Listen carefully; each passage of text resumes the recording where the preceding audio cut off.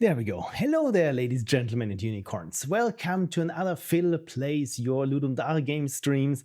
And apparently my stream deck is somewhat warped because I cannot switch between the different scenes. Beautiful. So whenever you see me go like this with an increasingly frantic face, then you know I'm trying my stream deck, but all it's displaying are warning signs. Anyway, hello everyone and welcome and congratulations, Frank, on already knowing all the answers to the universe and especially the quiz with not that many questions. And yeah, I think we still have a repeat question in there.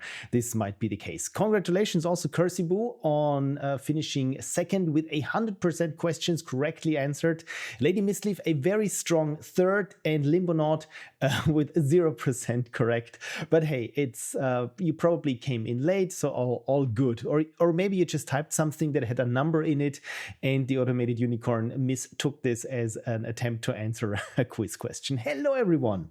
Oh, Tsiangmo is here. Hello Tsiangmo. My God, thank you also, Frank, for subscribing for 62 months. Oh God, this is amazing. And Kersey has plus, yeah, you're already on a 10 stream watch streak. Thank you so much. No raid today because we've been at Game City. Oh yes, in Vienna currently there is the Game City going on, which is that also has an indie arena, which again is something that if you're in Vienna, always nice to check out. It's in the town hall of all places there. So really it's not something that is sequestered aside from the more important stuff. No, this is in the heart and center of the city. So I'm glad that you managed to swing by the stream today anyway, despite having probably had a very exhausting day then. So thank you so much for dropping by. And Limonade guessed TCP handshake. I'm pretty sure that was not a mistake. And hey, Phil says, this will fund 5.4 hydrate, so be prepared. Indeed, I already am trying to do the half of the hydrations already. Hello, everyone. So, as is already tradition here on this stream, I'll be playing Your Ludum Dare 58 games. Yes, we're at 58 now, and regular viewers might remember that there was Ludum Dare 42 where I started this big post-mortem project that's still in the works, but yeah, this year saw some good progress on it. So I hope I can keep up the momentum despite all the things that are going on. But I also try to keep some of my sanity and not teeter on the edge of burnout again, as I'm rather prone to. So yeah, it will still take a while, but until then, there are so many games to play. Because why am I mentioning Ludum Dare 42? Because my post-mortem is also being called The Collector. And yeah, it's a nice coincidence with Ludum Dare 58's theme being collection or collecting, if I recall correctly. Yeah, that works, but scene switching does not. Anyway, yeah, let's play some games, and then I also have prepared some small snippets from the GameDev days Graz, where I met Xiangmo the first time in person, if I recall correctly. As you said, it's weird seeing me in 3D, and it was vice versa, but always good to see people that you've only seen online. So this was very nice, meeting people there in this super friendly and tight-knit community there. Lady Miscliff says, take your time, burnout is more and more common in today's world and should not be taken lightly. Indeed. And you know me, I tend to push myself a lot because my biggest flaw is that I'm enjoying all the work stuff that I do so much that it's super hard for me to say, okay, it's enough for today. I'm done. I should be done. But it's just so much more fun to be creative and do things than to say be sporty or eat healthily. So yeah, this I have to work on this, but of course, yeah, in the long run, it should pay off. And also, again, the reminder to hydrate yourself because it's fun and healthy to stay hydrated, and not only if you're a denizen of the deep seas, because they usually either deep fried or very hydrated. It's both the states that I know. Yeah, them. Cheers. Frank has never heard of LD42. Oh, this is good. And Xiangmo says, I regret that I forgot to take a photo of it. Yeah, same, me too. When we were driving back to Salzburg the next day, I thought, you know what? I took so little videos and photos and selfies of the entire thing, despite really this usually is what whenever I arrive somewhere, the first thing is take photos, take videos, because you never know. And there I was just so enthralled by everything that I completely forgot. But you know what? Probably won't be the last time. So definitely there will be a next time. Frank says, it's fun not to have a dehydration headache. Indeed, yes, it's that is indeed fun. I'm trying also with the dehydration thing because some of you know I also had dehydration headaches. Sometimes I had regular headaches, and turns out most of it comes from having tensed up shoulder muscles. So it's really something that you should consider, especially if you're at a certain age where these things tend to stick and not just go away when you ignore them, like when you're in your 20s. So yeah, one thing that I had last weekend is also I was at the GameDev Days Graz. This was why there was no stream, and on Sunday again it was very stressful, the week and the drive to the GameDev Days, and I had one thing that I've never had before, and this was holes in my vision that was super scary. And yeah, it turns out it came from being super tensed up and having tensed up muscles there. And it looks like a little bit like Alan Wake when you played the first game, these creatures of the night. The art direction was like these blind spots you have at the border or edges of your vision when there's something that you cannot see because maybe you have something with your eyes. And exactly it felt like it was like this moving seething caustics that it's really hard to describe, but it's really something that you think you should be seeing but you aren't seeing it. And I had this in the center of my vision, and this is when I thought, okay, this is getting scary. Am I turning blind? The good thing was when you do this and you realize, oh, good/bad, it's on both eyes, so probably not going blind, at least not I don't know, optically, I would say. So yeah, and then lots of massaging and drinking and that sort of thing, and just lying down and resting. And then this fizzy ball in the middle of my vision just kept growing bigger and bigger, but it was hollow in the inside. So it was just a ring that became a C shape, and then somehow it vanished at the edge of my vision. But yeah, it's tensed up muscles.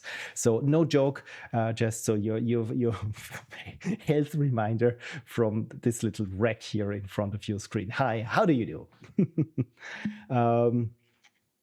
What else have I missed? Right. Lady Miscliff said, if it makes you feel better, I registered my GameDev company in Q2 last year and have yet to show anything for. Yeah, it's all good. I know how it feels. But then again, don't feel bad about this. Instead, feel accomplished so that you already have this step of incorporating out of the way. It's like with me. I think, was it yesterday? I think it was yesterday that my official ad agency commerce certificate that I have turned 1 year. So this is my first anniversary as an advertising agency, which is something here in Austria as being a content creator that I have to be registered as. So yeah, I always joke that yeah, I'm the owner of an ad agency. How are you doing today? And Xiangmo said there are photos from Matthias Rauch. Oh, I haven't looked at those yet. So if you want high quality photos of everything, Graz got that covered. Yeah, again, the GameDev Days Graz, it's always so well organized, I feel, because it doesn't cost anything to attend. I mean, there are little boxes where you can, of course, donate or buy some t-shirts, which are always very cool. And I mean, there's tea, there's coffee, there's oat milk, there's almond milk. I think there was even rice milk. So if you have any digestive things where you can't have regular whole milk, for example. There's catering. There were little treats and cakes and everything. So music. So everything is always it's super nice. And of course, everything was streamed and live recorded. So I still have to catch up on some of the recordings. And photos have been taken, which also again every year is something that again it feels like a little conference there. So again, very, very cool. And Kocha, if that's correct, if that's Italian, says hello. And I say, hello, Kocha, how are you doing? Kirsty says, oh no, yeah, the eye thing. Hopefully we won't see a return of pirate fills, as Lady Misleaf. Yeah, some of you recall a couple of years back, I think it was even before COVID, where I had this little surgery on my eye and had this eye patch, which I grew accustomed to until it was a little bit too much accustomed to. So I thought, yeah, I better take this off until I turn full-time pirate. I may remember the days of the Pirate Bay. I always sound like a weird Scottish type when I'm doing my pirate accent. Frank says, I once heard someone describe someone getting older as pains and aches no longer coming with a story. Oh, that's well. As when you're young and your leg hurts, you probably have a story of slipping in a bar or at least walking into a table. But when you're older, the story is, I don't know, it was just like that when I woke up. Exactly. Yeah, I've had some of those. It's like, why is this hurting? I didn't do anything special that warrant this hurting. But so far, just stretch, drink, exercise, and then it goes away most of the time. Thank you, Sangmo, for posting the photo album. Oh, it's on Facebook. How quaint. I mean, I can click it now, and let's see if I'm being assaulted by log into Facebook. Yes, I do not have a Facebook account, but good thing is apparently it's available even if you're not logged in. So yeah, my idea for today is just to play a game and get started with playing Ludum Dare games. Then I do some of the recap of the GameDev Days Graz, and then maybe we will play another Ludum Dare game. I'm always inclined to play those games of the people who are currently present in the chat. So it's in case I have questions, and most of the time I have questions like, how is this working? What am I doing wrong most of the time?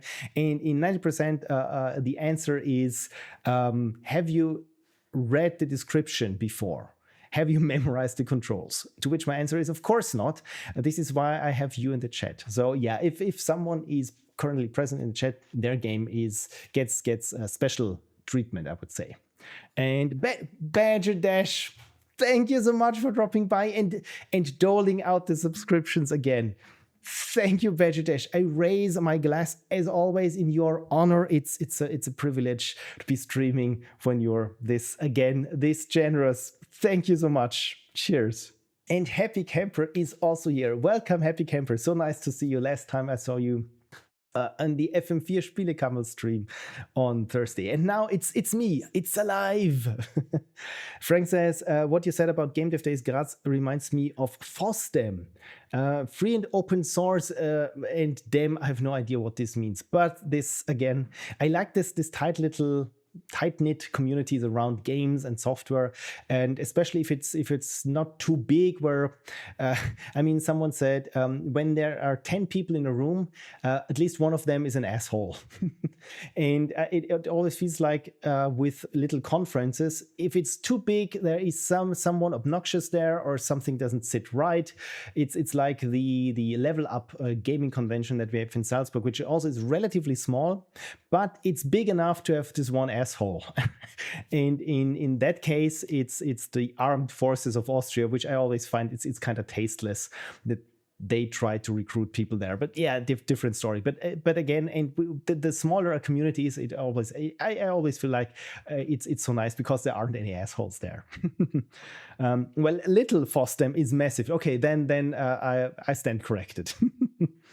Lady Mislev asks, Frank, was Balima trying to be here for the gameplay? Yeah, that's the thing. If Balima would have been here, I think Balima said he can get up early on Monday. So Balima is in Australia, in Down Under.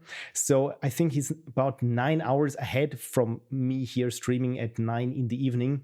So for Balima, it's probably then a Monday, so when I'll be streaming on a Sunday and Balimar is up. So the first thing I'll be doing is stream Balimar's and Frank's game. Then that Balimar can get either to work or right back to sleep or whatever. So this is why I'm talking so much. If Balimar were here, I would play their game. Yeah, I think he'll try next weekend. Exactly. So next weekend, then I'll be playing your game. So, Frank said, at this year's FOSDEM, they said at some point that this edition was the largest technical conference in the world. Wow. And then in the closing talk, they apologized and said that was wrongly qualified. It was the largest conference. Oh, no technical needed. Really? I mean, I've heard of FOSDEM, but only in passing. My God, really the largest conference, and still so nice. That's really something to cherish. It feels a bit like if something grows too big, as we've seen with the Game Developers Conference. I mean, it started out as, I don't know, a circle of chairs in Chris Crawford's garden or something, which was just game devs talking about game development, and then it just grew and grew, and somehow this for-profit organization was involved, and suddenly you had skyrocketing places or prices if you just wanted to attend, because everyone figured, I mean, if you're attending games, the GDC, you're probably part of a bigger studio, so they can afford it. And yeah, long story short, there is no GDC anymore, but still it's the same thing, just with a different name. So yeah, again, if something is too big, I usually get a bit worried. Of course, there are many ways to count. Yeah, that's the other thing. It's like, for example, I have here my certificate that says I'm the world champion in Tetris and Dr. Mario, which sounds incredible almost. And I can say, yeah, this is legit. I'm the world champion of Tetris and Dr. Mario. But I have to qualify this because the game is called Tetris and Dr. Mario, and it's a Super Nintendo game, so this is the title of the game. And I'm the world champion in the PAL version because all the other people who participated played the NTSC version, which is a little bit faster than the PAL version.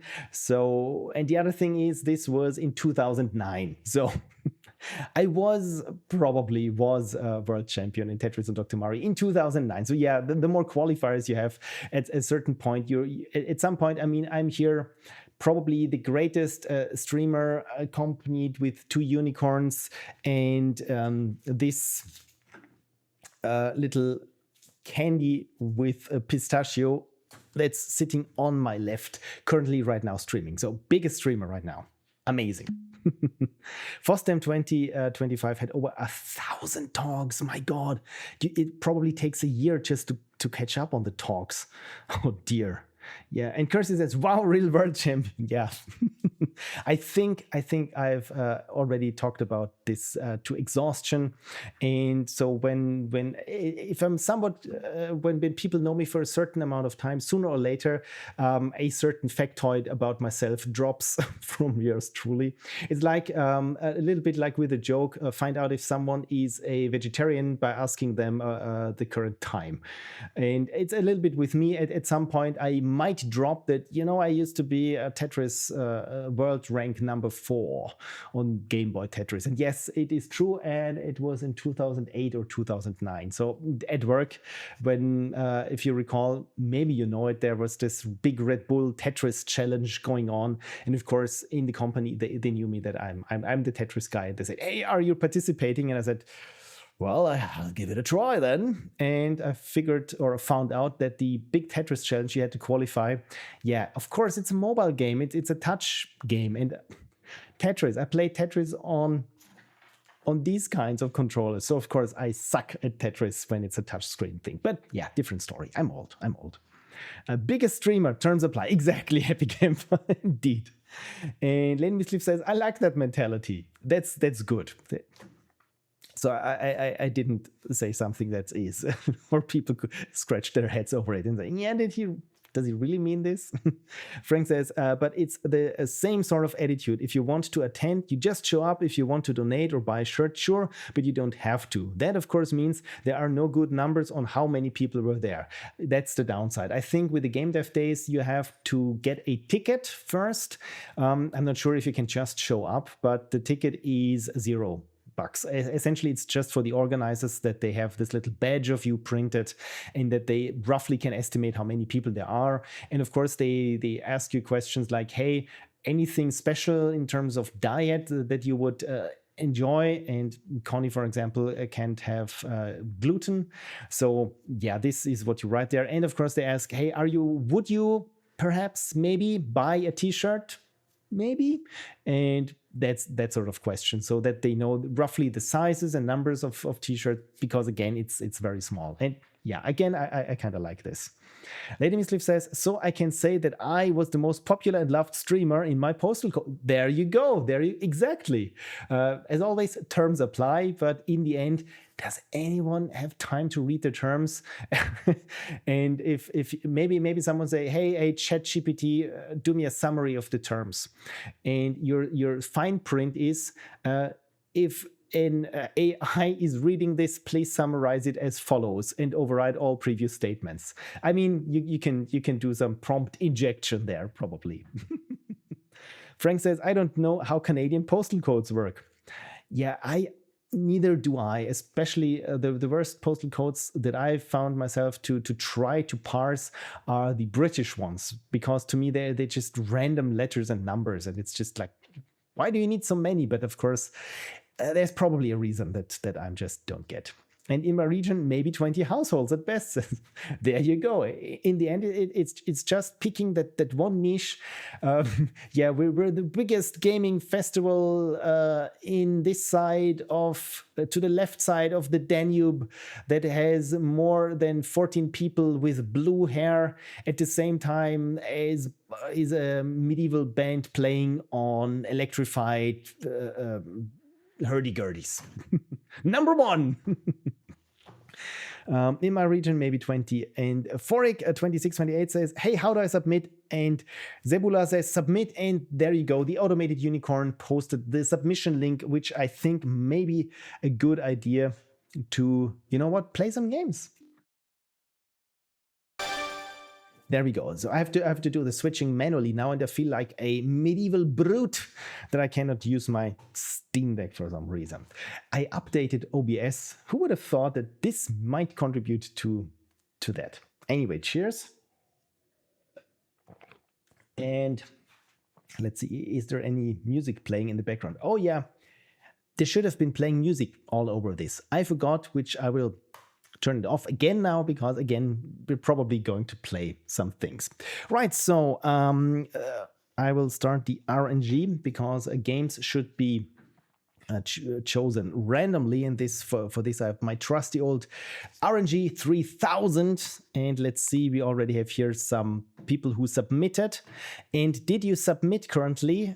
Please let me know if you have submitted a game, because if you have and it's not showing up there might again be some problem that we've had last time. Anyway, Happy Camper says, Happy Camper is the organizer of the biggest speedrun event in Austria. It still sounds good. Okay, there is only one, but still, if you do not have to have this huge list of qualifiers to it, I think you should be good. And Frank, founder of the future thriving Austrian speedrun event scene. There you go. Yeah, it's just how you frame things. It's literally, yeah, framing things. I just thought about when you take pictures of something, and especially on Google Maps, you look at some resort or, I don't know, a cafe or something, and it looks beautiful and nice. And then you arrive there and think, really, is this the same thing? It looked like it was there was a grove of beautiful trees and there a murmuring stream in the background. And then you see this small, very pathetic looking box with just a couple of dry flowers. And then you realize, okay, they shot the photo through the 4 straws of flowers and then tightly framed it, cropped everything else out, that it looks just just beautiful, and the sun was just right, and yeah, framing. And Happy Camper says thanks. And yeah, so I have 6 entries now. So if you submitted, we had, I think the problem that we had last time was with something caching on the PHP side of things, because again, I'm running here my own tech and I'm not too technical. So yeah, there we go. Lemisliv said to Happy Camper, for some reason I see the Wizard event with the 3 kids on stage playing Super Mario Bros. 3. Oh yes, the Wizard. I don't think that... do you know that film, Happy Camper? It was with Fred Savage from the Wonder Years, or in German, Wunderbare Jahre, that kid. And it was about going to California to play at the big showdown event, and essentially it was 90 minutes of commercial for Nintendo. No, I don't know, but it sounds hilarious. Yeah, if you can look it up, The Wizard, it's from 1988 or 89, and the biggest draw of that movie was that you could see a gameplay of Super Mario Bros. 3 before the game actually came out in North America, which was a big deal, I've heard. Lady Misliv says, I'm so happy someone else has seen it. Yeah, it's also the famous line where they show the Nintendo Power Glove. So the antagonist kid, the bad kid there, was showing off with the Power Glove, and it just says, I love the Power Glove. It's so bad. Right you are, kid. Right you are. And Sangi, hi X. Again, I'm really sorry that I'm mispronouncing you, but thank you so much for the raid. Welcome. Hi Raider, indeed, welcome. Yeah, probably I've been meaning to play Ludum games for, what is it now? Over half an hour. So you know what? Let's do this. So I will refresh now here the list. Currently I still have 6 entries, and some people asked here how to submit, and my hunch is they already submitted. So I have the fear again that despite my best intentions, the RNG 3000 is doing things badly. And Sengi, hi. I don't know how to pronounce your name, so it's probably wrong, but you just cool old Sangi to me. Says, I finished my reviews. Have fun with your stream. Thank you so much, and I hope your stream was wonderful, and probably you've earned your rest very well. And again, I'm very grateful that you dropped by. So can you tell us what your stream was about? Have you also been playing Ludum games then, and any good ones? that's so it's such a hard thing to say, any good ones, because in the end they're all good in their own little way. Oh god, this sounds horrible. I'm just digging myself a grave here. Yeah, you know what I mean. I like Ludum games, and some of them might not be polished, but all of them have something that is super interesting about them. Reviewing LD games, can recommend 2 of them. Okay, good. So are any of those that you can recommend on this list here? Can I make this a little bit bigger? No, I cannot, because everything is custom CSS. I hope you didn't play 200, says Frank. Oh dear. Frank, have you played 200? You said you played 8 so far. So yeah, by the way, here the orange ones are of my patrons, and their games are guaranteed to be played. Usually I had much more submissions, so this is, I mean, it's very likely that I'm playing all Ludum games. So I'll be playing every week, at least that is the plan. So next week, probably maybe on Sunday. I cannot fully say it for now, but if you submit only once, you don't have to submit every time. So all good. But of course, if your game gets chosen and you submitted or provided some of your social handles, I might ping you and say, hey, I'm streaming your game right now, if that works for you. Okay, this is the best one. Pick it up, Bippy. Not mine, but let me drag this over here. That is Pick It Up, Bippy. Okay, this already has ratings, karma 24. Okay, so apparently this needs some love then, and we still have 13 days to rate games. Again, this time I didn't participate myself, but this won't stop me from playing some games and showcasing some games. All right, let's start with combined either patrons or not. And let's run the RNG. And then if the person whose game got chosen by the RNG 3000 is present, please let yourself know. Jerzy, are you here? Probably not. Clockwork Collector, sounds good. Again, most of those games probably very likely to be played anyway. Have a nice afternoon. Oh, thank you. Yes, then enjoy your afternoon as well, and then have a nice evening. Here in Austria, it's already a quarter to 10 p.m. in the evening, but it's a late afternoon. Doc Frankenstein, are you present for Chains at the End of the Tunnel? And again, thank you for the raid, and hope you have a wonderful weekend. Bye bye, Sangi. Frank can recommend Jerzy's game, but of course you played his past game, so you knew that. Yeah, Jerzy has been very consistent in his output. It's always either a strategy game or a jump and run, but always with this weird and dark atmosphere. It feels a little bit like watching a Tim Burton movie. You don't know what the movie is about, but you have certain elements. You know what you have certain expectations, and so far they hardly ever get. What's the word? When met, that's the thing, not met. They're also finished. Yeah, that's really, with Jerzy, you can see that for how many years has it been cranking out Ludum Dare games? It must have been more than 5, maybe 10 years even with Ludum Dare. And you see on one hand this certain handwriting through all his games, his certain style. And of course, yeah, they're all very polished, very finished, and also very good. So yeah. Can't say anything bad about it. So Doc Frankenstein apparently is not here. Then let's find out someone else's game who is probably here. I mean, Frank, of course, your and Balima's game is out of competition for now.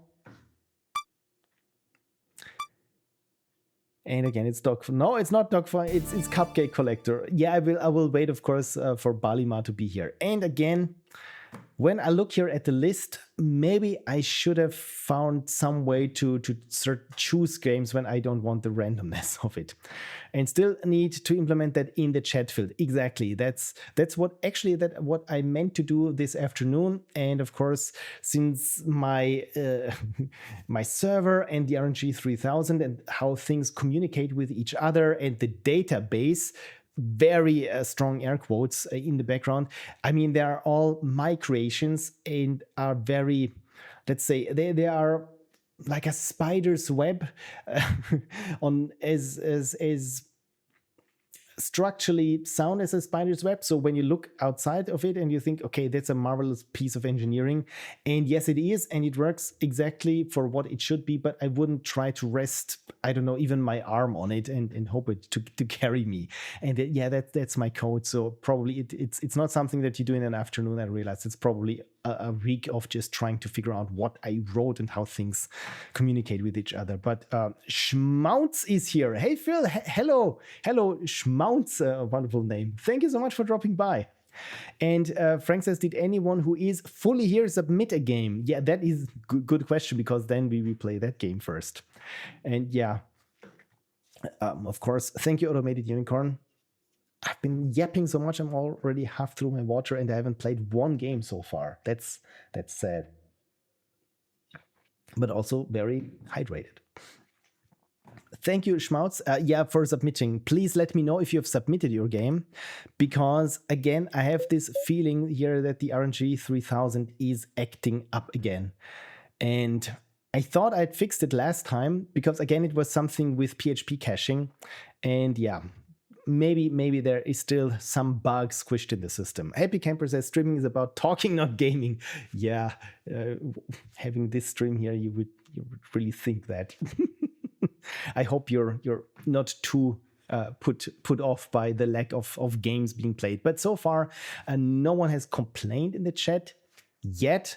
But so this is why I'm already here on the page.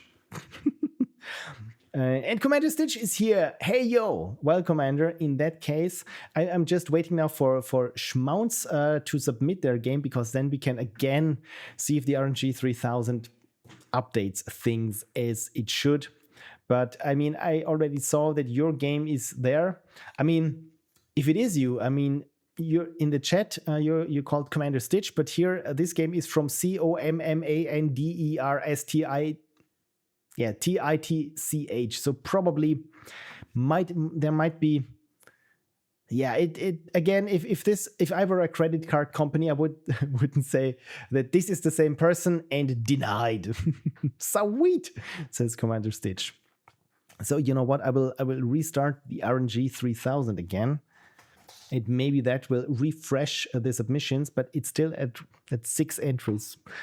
And I have this awful feeling that it might... Oh, 10 entries read. Good, okay, good. We're safe. As always, it was to refresh the page and not just F5, but Shift F5. We're good. We're good. We're good.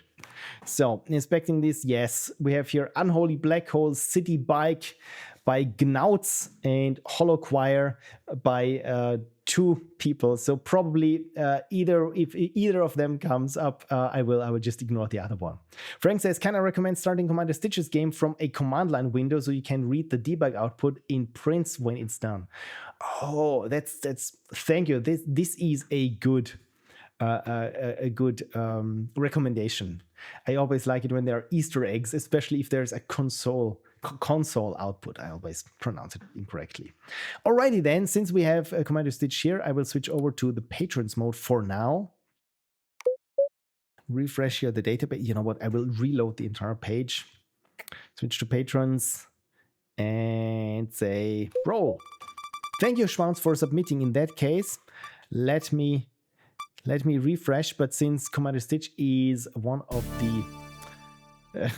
the patrons here, and their game gets as well preferred treatment. So looks like, but again, my RNG is too RNG. Schmott says, by the way, are you German or Austrian? And the answer is, of course, Austrian, which you can probably hear from my thick Austrian accent.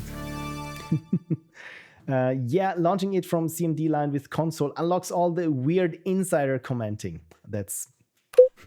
I love me weird insider comment. Yeah, I think this is what I love in general about indie games and hobbyist games is there are so many things in those games that really have a certain, or speak of a certain character of the person who made it. I mean, when I'm playing, I don't know, the latest Battlefield or Call of Duty or anything else that EA is putting out. Oh, look, it was chosen your game. Just to finish my sentence. It's not that I feel, okay, there is the vision or there is the personality of 1 or 2 people in there that I can really feel. It always feels like, yeah, this is just some corporate slop trying to extract as much money from me as possible. And then you play some weird indie game and it might be almost broken on one level, but on the other level, for example, I'm just making something up where it's like maybe a dungeon crawler, and the dungeon crawling is super tedious and it's not working. But then you encounter the first enemy, and up pops a 3-page description of this monster and their backstory and their friends and family, and I feel like, okay, someone really was into world building. I love this, the focus that clearly the person made this game to do some world building. And again, this. I like the human aspect of it. Okay, Phil Schwarzenegger, indeed. Thank you. Pixel Professinator. Or yeah, I mean, I prophesized that your game would be chosen first, and it only took a couple of rolls of the RNG, so which completely defeats the purpose of having an RNG. Anyway, Rastic Rush. Good name, from COMMANDERSTITCH. The more you know, you care. The more I care. You know, I care. You care. Wow. Okay. I have to parse this. The more you know, you care. The more I care. The more I care. You know, I care. You care. Oh, I think I get the gist of it. So thank you for caring. I really appreciate you caring. And pronouns are a son of God, of COMMANDERSTITCH. And they say the game is pretty fun. The goal was unforgettable, and I thought I completely bombed it until someone that had no idea of my goal commented, "This was unforgettable." I guess I succeeded, lol. Congratulations, Commander Stitch. And Frank goes into lurk mode soon, by the way. In that case, thank you, Frank, for being present and active and unlurky so far. And as always, if you just drop out, all good, all good. And hopefully I see you next week, maybe next time for sure, when we'll be playing your and Balimar's game then. So all good, and enjoy your lurking. Right, Commander also says, Pixel, your work is fun.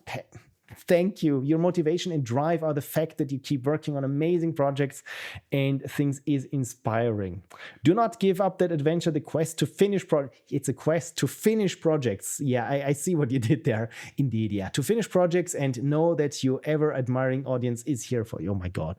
Oh my God. Thank you. Thank you, Commander Stitch. This really warms my heart. I have to cool it with a little bit of water. Thank you, thank you, thank you. And it's working that we have here so this part of the Twitch integration is working, that you can specify a Twitch username and it shows up here in my back end and even has this little icon. So at least that is working. So the automated unicorn pasted it into the chat as it was supposed to. Wonderful. And Rastic Rush, this is all right. It's going to have similar elements to the previous one. Dig Down Dude. Oh, I recall Dig Down Dude. But it will be a bit easier to understand. Maybe. Everything in the game should work. See this? This is someone really really showing off to the Ludum crowd. Because we all know. So we post so many broken games with the best intentions. But again, like I said, I don't care if they're broken as long as they have something novel or interesting or personal about them. Notes if you need help or see something strange. Maybe tips.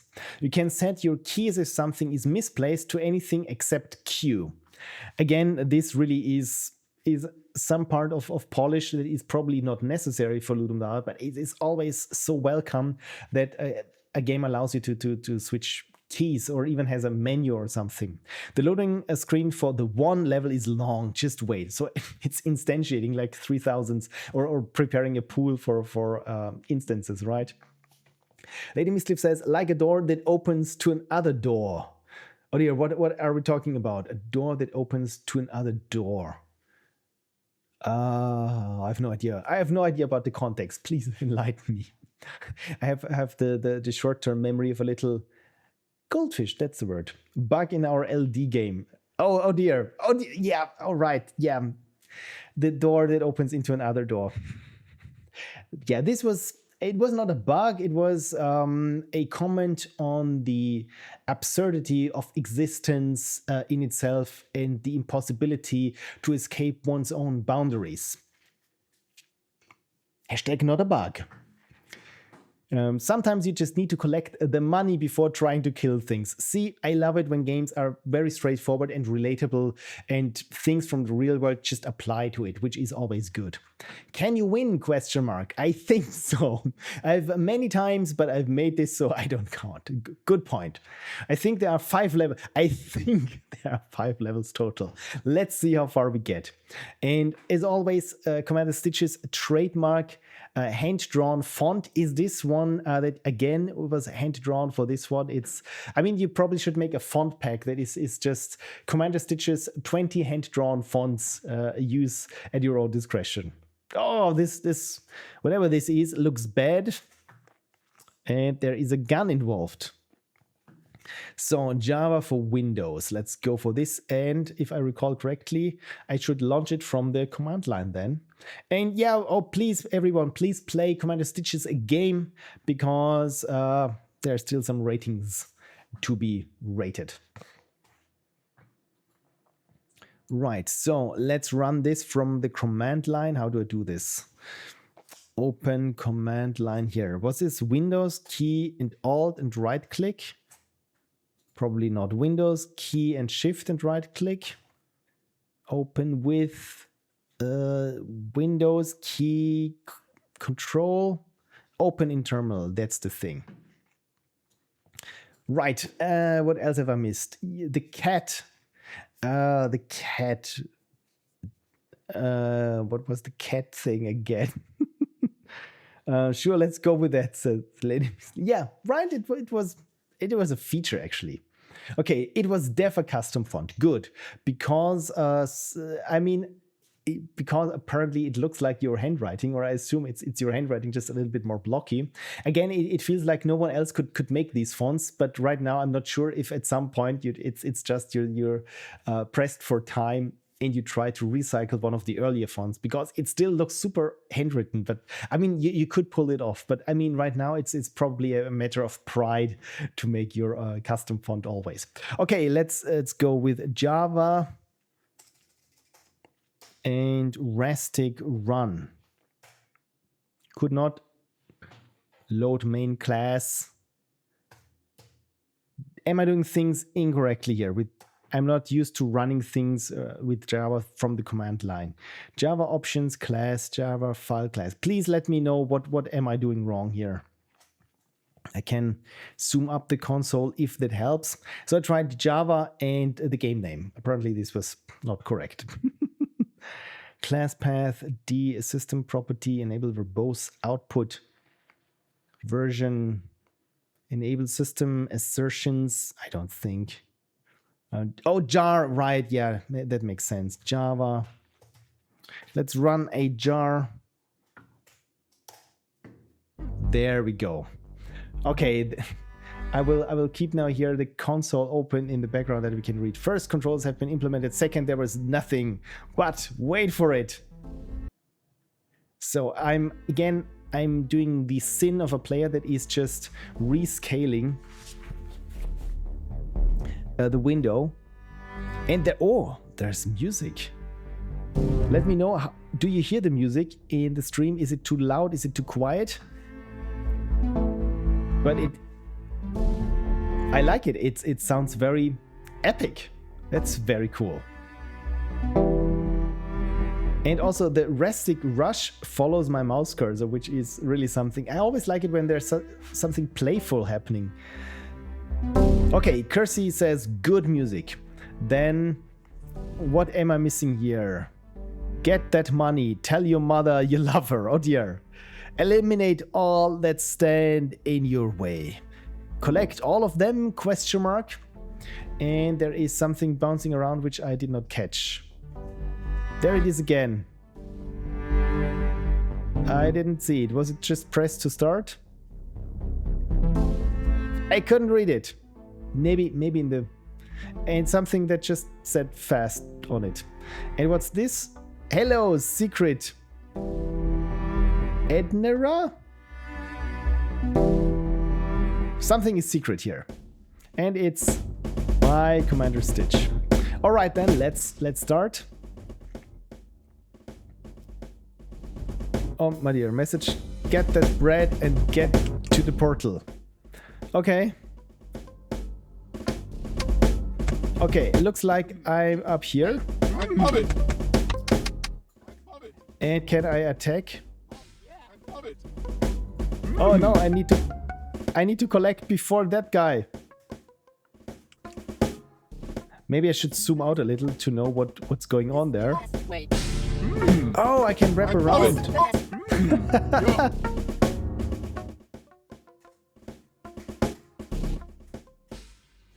So apparently I have 12. And I can even crouch. Is this crouching? So probably need to get to the portal, but I just want to try to attack. So maybe if I click, I can fling there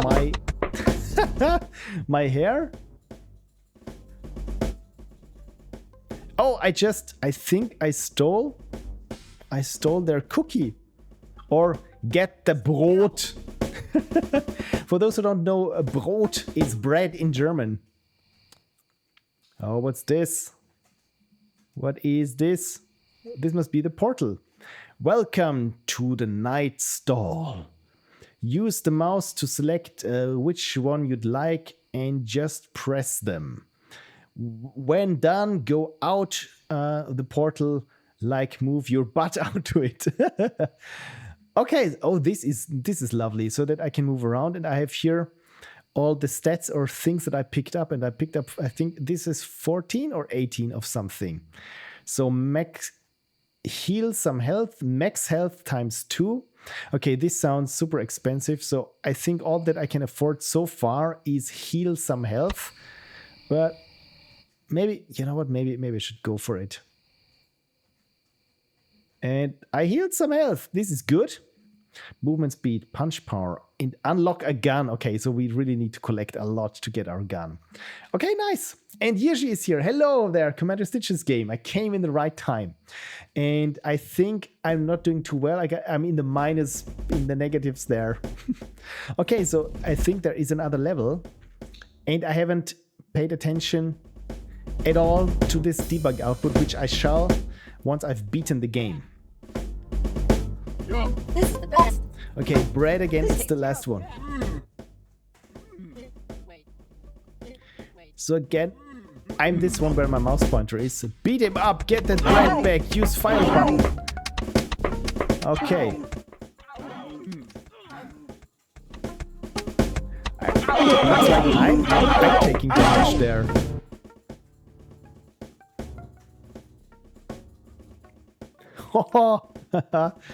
I think that's a very late bloomer then. And I got the bread. And it's a lot of bread. This is the best.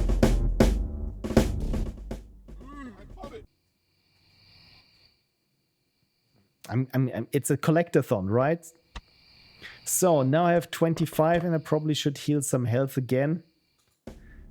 Probably should have healed some more. Anyway, let's continue then.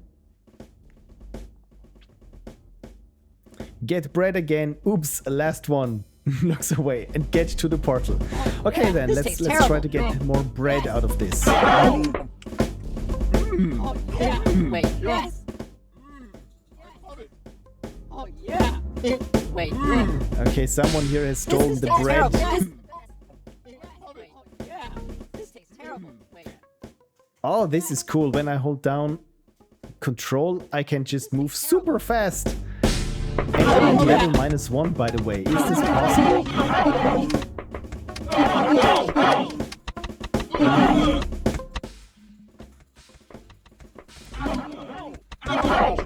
I think I'm taking more damage than this guy. I mean, apparently I'm very low there on my health. But I'm just going to heal some health. Yeah, this is a battle of attrition, right? Eat a Stulle, says Schmautz. Yeah, Butter mit Stulle. Oder Stulle mit Butter. Oder eine Stulle mit Hack. In Austrian we say Brots mit Faschierten. Mayo mit Löffel? This tastes terrible. Personally, I'm not a fan of mayo. This tastes Oh, terrible. which one am I? I love it. This is the best. This tastes terrible. Okay, probably I should go for the bread first. And then just see if I can survive everyone who's after the bread. Oh, apparently I jumped in the portal. Did not intend to, but you know what? Still got some way to heal up a little bit. Okay, apparently, I'm not quite sure that I'm doing too well there. I'm now 500,000 in the negatives, but hey, let's try this again. Please don't crash. Okay, can't get enough gems. Haul some more in purplish color would be nice. Make some, oh, there we go. Loading, this actually will take a while. Oh dear. What's my speed? 300. Copper better be worth more this time. Ching ching diamond. Oh my god, this is so hilarious. This. Why doesn't every game have a debug output like this? This actually would be a lot of fun. Okay, the game did not die on me. You made it. Get bread. Kill the big one. Leave through portal. Okay, kill the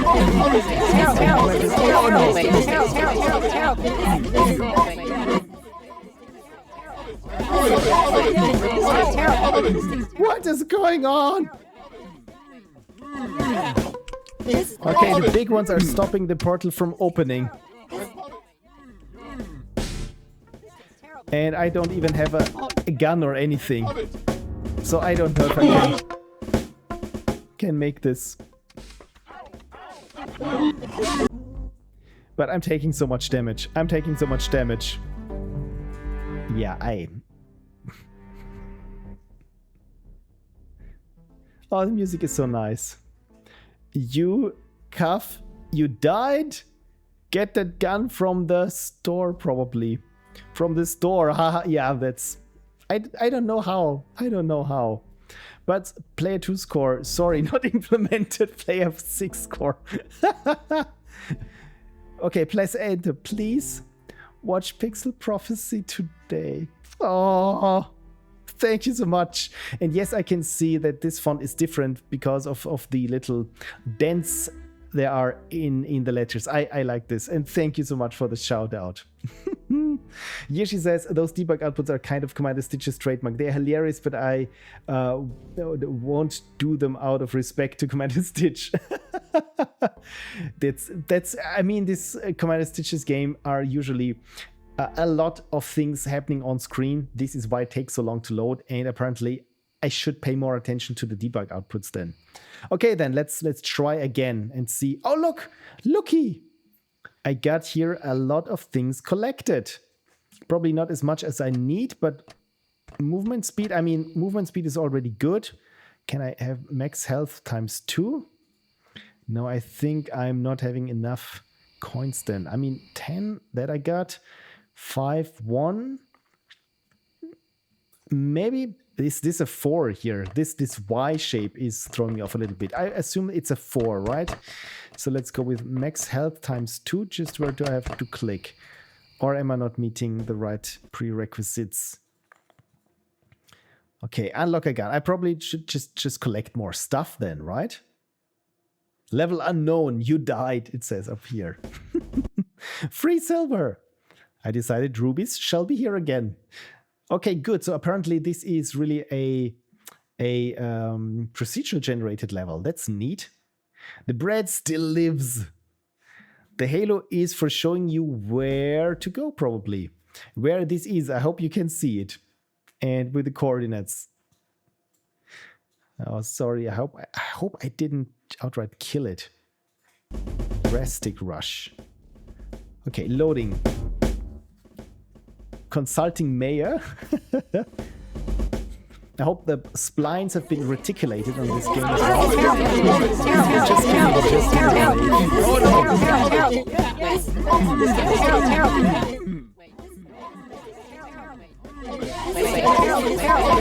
I will just focus now on collecting things. This tastes terrible. So that maybe I can afford a gun at some point.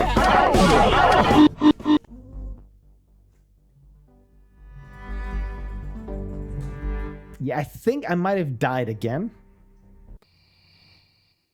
But my score is still in the minus. Okay, so look at this. We need 99 of, I think that's copper. 60 silver. Okay, so we need more silver then. More of the yellow ones. And 38. Oh, 38 for punch power. Oh no, I'm not too short of punch power. So maybe my punch is a little bit better now. So hopefully, just should I need it, I might survive. Okay, let's try this one more time. And well, before getting the gun, hopefully. Just collecting more stuff. And this time I'm not starting crouching and being super slow. But my plan is to wrap around right away and catch everything I need to catch.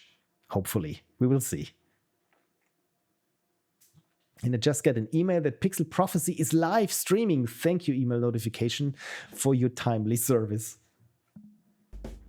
Food gives health, man. I wish I knew someone to code this into the game.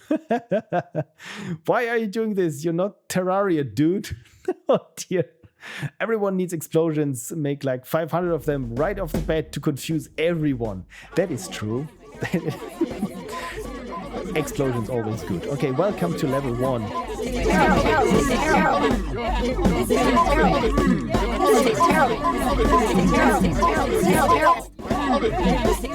tastes terrible. This tastes terrible. So I think I've collected most of the things that I can collect. Wait.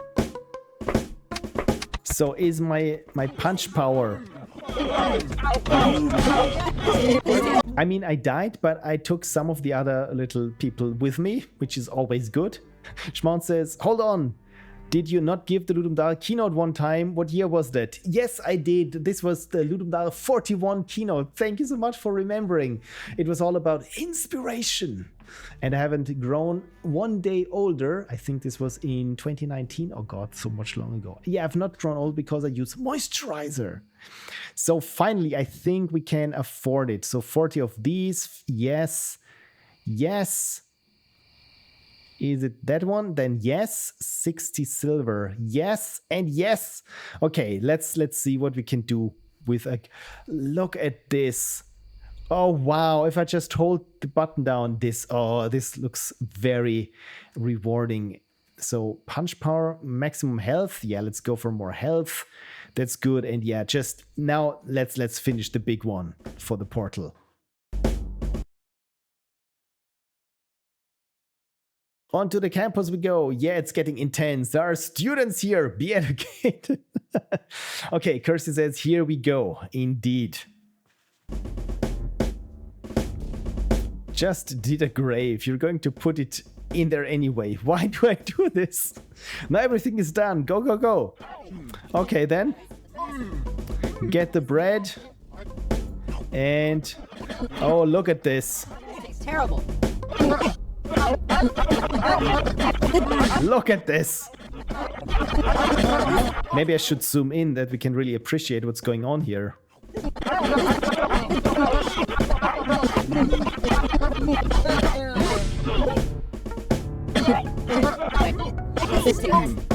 So, there we go.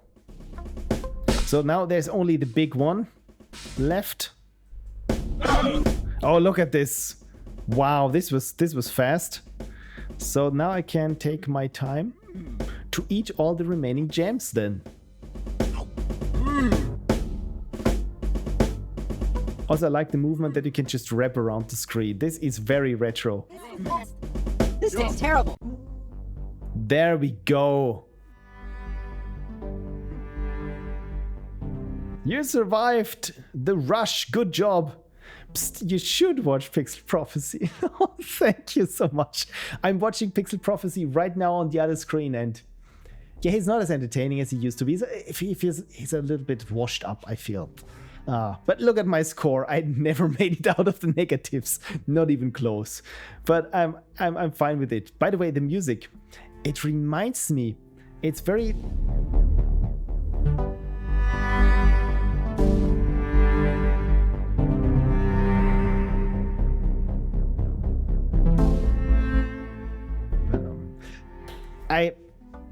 It's at the tip of my brain, but sorry, I can't figure it out where I know this high score music from. Anyway, apparently I beat the Rastic Rush and even had some change to spare that hopefully I didn't eat because I've heard it tastes terrible. Okay, so let's have a look here at some of the output here. Click the exit, trying to create all the things. Commander says, you're noticing though. Yeah, it's... Oh, is it Star Fox? Is it the menu in Star Fox? Schmont says, I had one of those rushes once. No, wait, it was a rash. I mean, if it's red and... it's Star Fox, right? The music. The menu in Star Fox. Food gives health, man. I wish I knew someone to code this into the game. Do more gold for better purchasing power. Like anyone will ever get to the platinum. Doing the evil mom? Why are you doing this? You're not Harari, dude. Everyone needs explosions. Onto the campus we go. Your school is full. Run away before it's too late. Just kidding, just in a grave. We're overlapping the portal and bread is carried and the guy is dead. Okay, yes, it is. I would assume that's the Star Fox music. It's nice music. I coded it and flavored it. Flavored it. That's the word. That's the word. Very cool. Very cool. Okay, we are overlapping the portal. The guy is dead. Press space to start. And we're here again doing the level. The floor should already be invisible at this point. Don't think about it.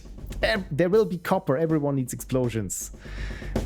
Doing the evil mumps. I'm not adding this. It's -3. There's no way. Now everything is done. Go, go, go. Where am I?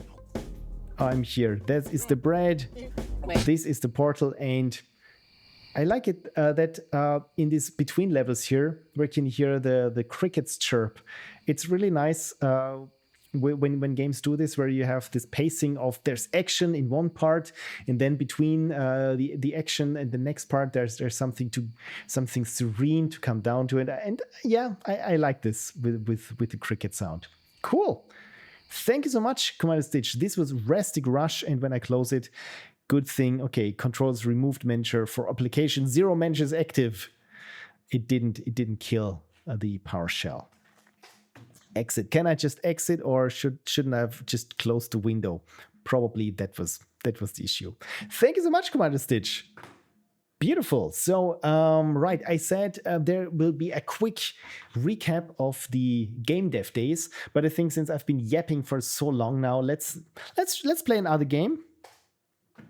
Since we are here and have the RNG 3000 loaded up, and when I reload it, we still have 10 entries. Can this be right? Apparently it can.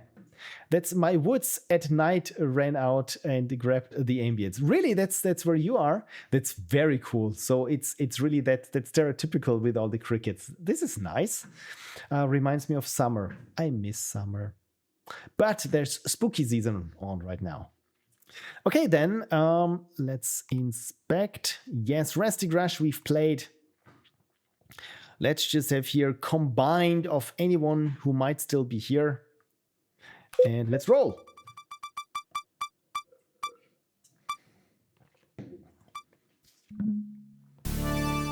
Is the anonymous author of Hollow Choir still present with us? Please let us know. Schmount says, so close. I mean, please, if you submitted Hollow Choir from Pin Queen, are you still here? Please let me know. Otherwise, I might roll again because we have Schmounts here, right? And is City Bike by gonutz, or can I maybe I see a Schmounts in here? We do not know. Or it's Schmonutz. Could also be Schmonutz. And I said Schmounts, right? Schmonutz. Yes, it's gonutz, Schminutz. And Yeji is also here. Even me is here. Even Yeji is here. Schmonutz. Okay, that's... And I said Schmounts because the O and the U, I just cannot type. Yeah, I cannot read. We're on the same page, but neither of us is able to make to make each other aware of. Yeah, it's fine like schmutz. Yeah, now I get it. Thank you. Right, okay, so Hollow Choir. Well, we shall roll again and see who comes up next then.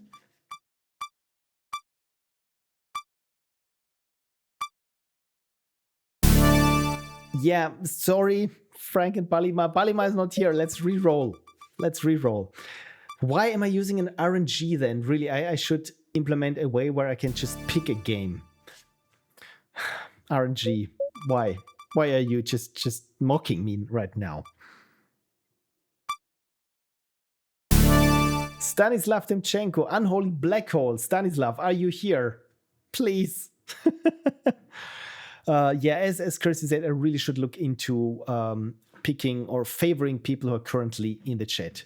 And Incan Imbola, hey, that's one is mine. Wonderful. Why not just play City Bike? Exactly. But I mean, now we have Stan here. So then we can maybe then the next game is the City Bike game, which already sounds interesting. Kirsty says you could also add checkboxes to pick what you want to filter for. Yeah, I should do a lot with this. One thing that is surprisingly difficult is, since this is an entire rendering that I did with Maya and all the little buttons here are overlays on top and painstakingly positioned to be in the right place. Yeah, it's just a lot of work to do things visually. So probably I should just have something like here with the inspect thing where I can do checkboxes here. But yeah, it's again this Kersey, you're onto something there. Right, Unholy Black Hole by Stanislav Demchenko, and yeah, no information given, so all should be rather self-explanatory. Ooh, look at this black metal font there. That's nice. A compo game by Bereg. Unholy Black Hole is a soul collector simulator. Soul collector simulator. Oh, there are so many of those. Where, as a true shepherd, your task is to guide a carefree flock straight into a hellish singularity. Luckily, there's no need to torment anyone anymore. The devil has learned to create his own simulations of pocket universes filled with virtual sinners who are just waiting to meet him. Create demons to scare the humans and treats to lure them in. Okay, so demons to scare the humans and treats to lure them in. Okay, I think mentally I can parse this. Whilst is move camera, middle mouse button and drag, rotate camera, zoom, left click on asphalt, materialize a demon for $20, right click on asphalt, materialize a bait for $50. Humans run toward the bait and flee from demons. You earn 20 for each human swallowed by the black hole. Demons don't like loud music. And this is Orpheus. Oh, that's has a nice twist. The idea of building a full crowd simulation from scratch turned out to be a bit too ambitious, so you might encounter some animation. I think it's good. My assets, except animations, were created during the jam. Really, everything? You had time for this?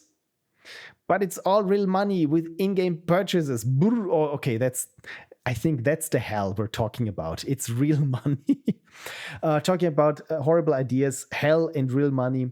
Acting CEO Andrew Wilson of Electronic Arts at one point joked, or was it a joke really, where he said, yeah, with Call of Duty, maybe we can sell people ammunition for real money so that every bullet actually costs.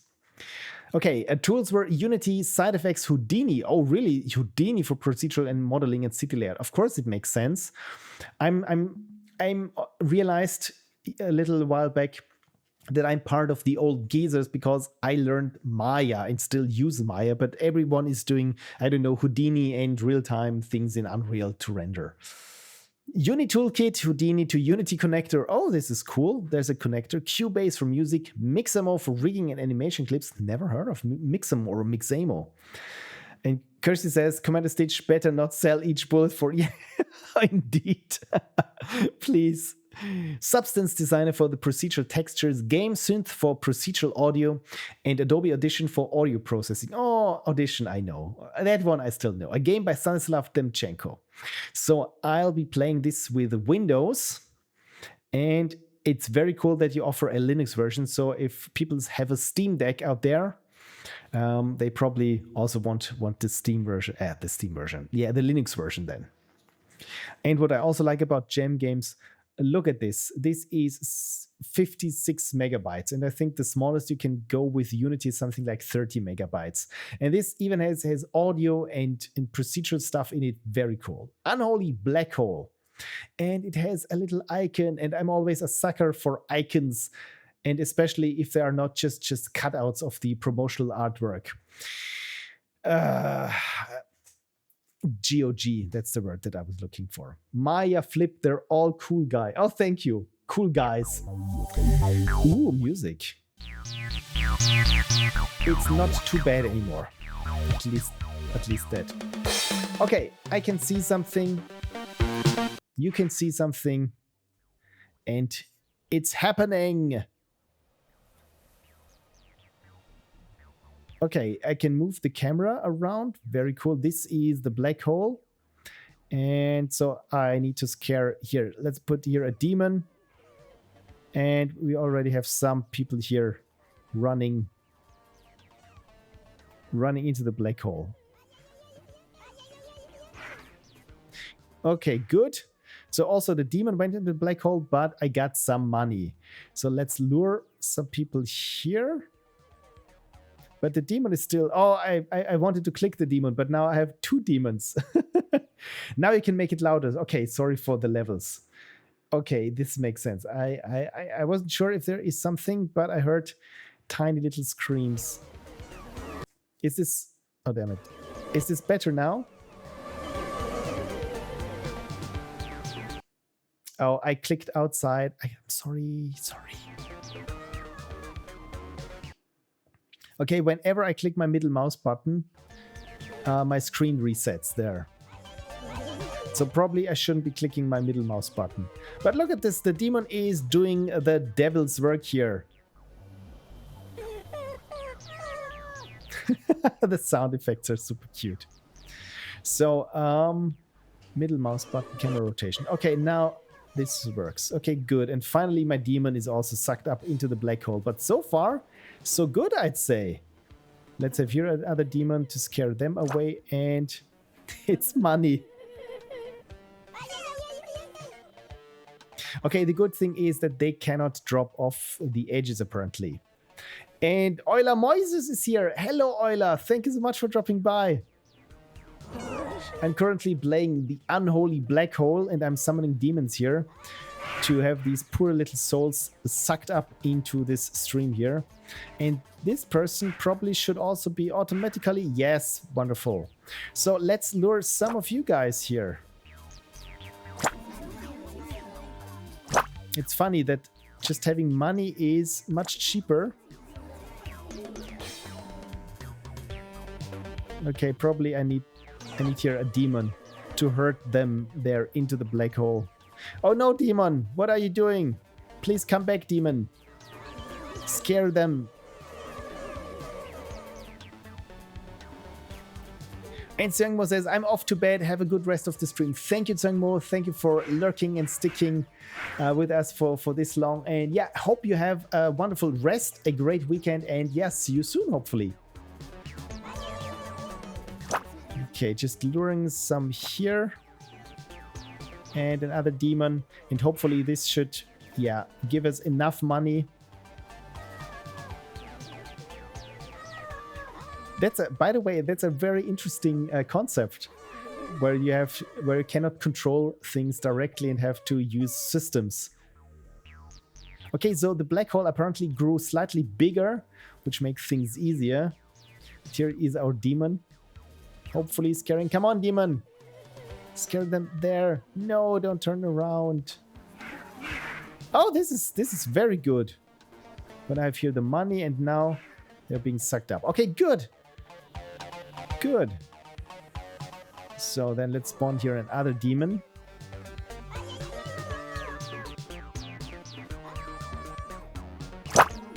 And as soon as they go for the money, hopefully... Okay, probably I should summon more demons then, because I'm very tight on money. But the good thing is, since this thing grows larger, which I think is a very good design decision, it's easier to make money, because it will suck up people more easily. The only thing that I really wish for is that I could somehow see in what direction the demon would be heading then.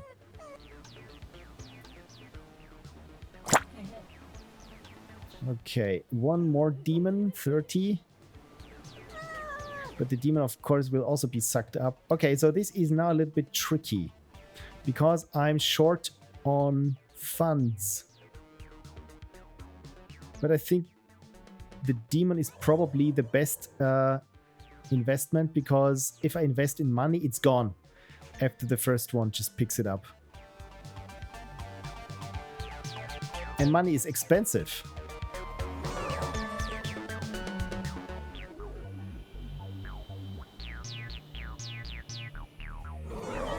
So now we have custom demons because they're so much cheaper. So we got money 70. So probably I should not invest in money too much to lure. What is happening? Where is happening? Okay, here we got some of the people, but they are super far away from where they actually should be going. Maybe if I plant a demon here, just shoo them into this direction and hope that the demon doesn't... I mean, there's another demon. And the demon is just being sucked up.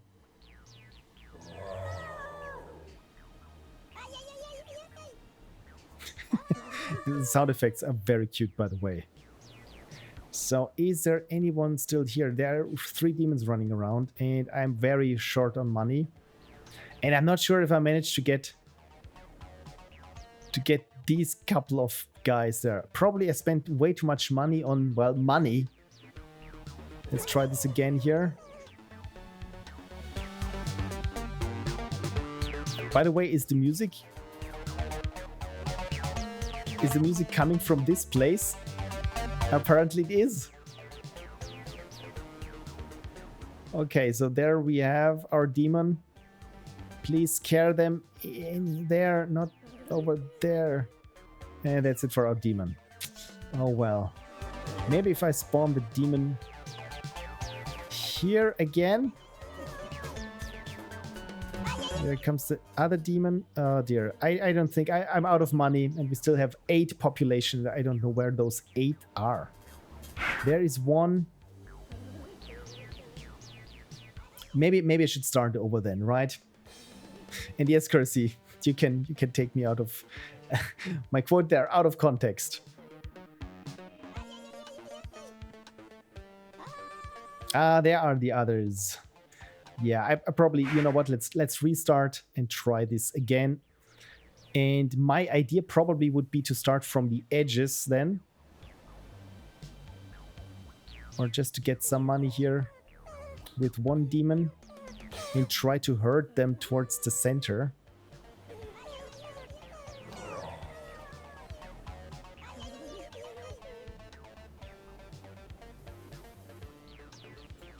Incan Imbula says, there is a nightclub with the music. Also, it's scaring the demons. Should have made it more... Oh, okay. Right, I recall that demons do not like loud music. Oh, this... Oh, thank you. Yes, so this Orpheus scares the demons. So they run away from the nightclub then.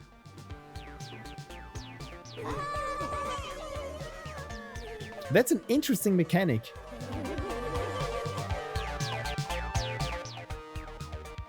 Because that makes it somewhat unpredictable what they will be doing. So we got some money and now I can have here this custom demon. I mean, the streets are full of my demons. But I really need to try to I don't know, coral them, not color them, coral them. And of course, it's much cheaper to summon a couple of demons than to lure people directly. Okay, this is looking good, not so good. There we have my demons and people here in the nightclub. So maybe if I invest here a little bit in money, hopefully I can get more of them into my big old black hole there.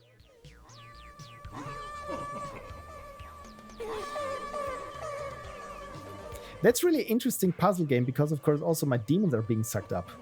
Coral, like Rick's son in TWD, the Walking Dead, exactly. Coral. Oh, Coral. The Walking Dead, the first season, I loved it so much.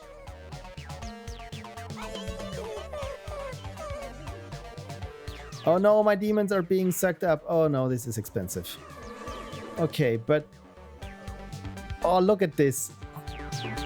Did this one just breakdance there in front of the nightclub? This is so cool. Coral sounds like oral, not like coral from the ocean. So coral, not... Okay, thank you for yeah, my fixing my pronunciation. Well, fixing as much as it's possible to fix my very German accent. Still population of 23. Again, we need more demons in the back streets then.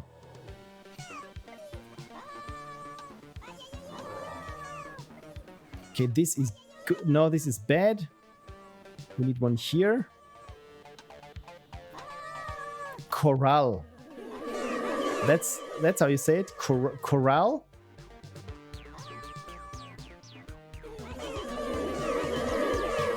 I said coral, right? Okay, we got 400 monies. And is this enough? Okay, there comes another demon. Hopefully scaring here the dancers away.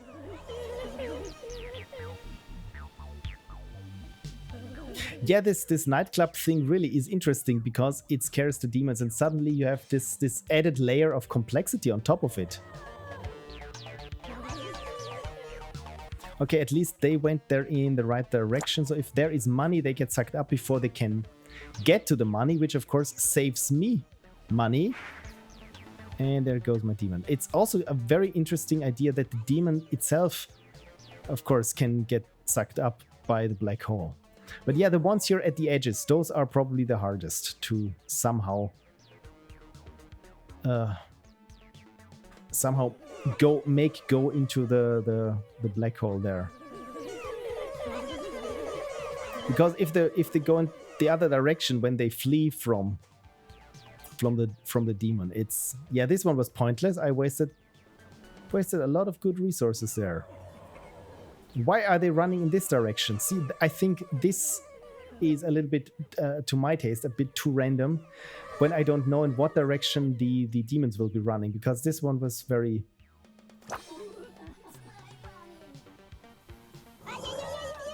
So maybe I can make here my return on my investment. No. No.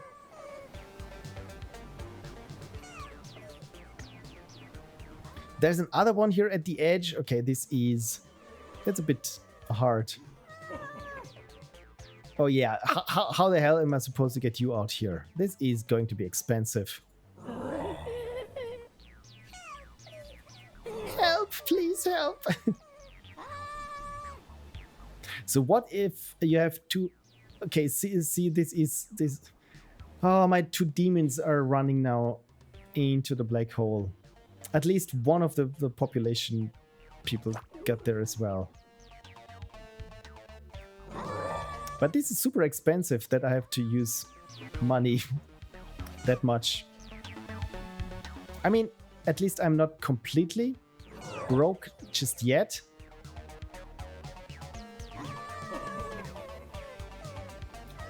Inked Imbola, did you ever manage to finish this? It feels a little bit impossible there with the borders.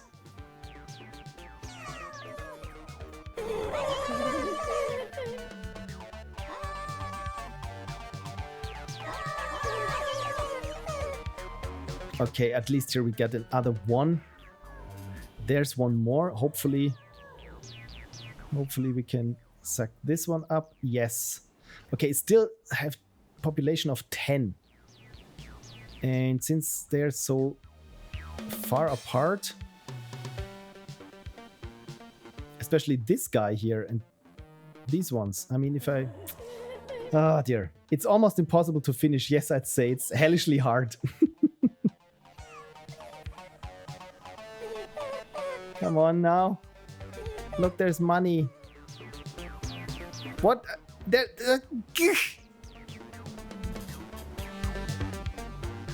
Okay, maybe if I can get a demon here. Okay. Yeah, I think maybe the money should have a bigger radius.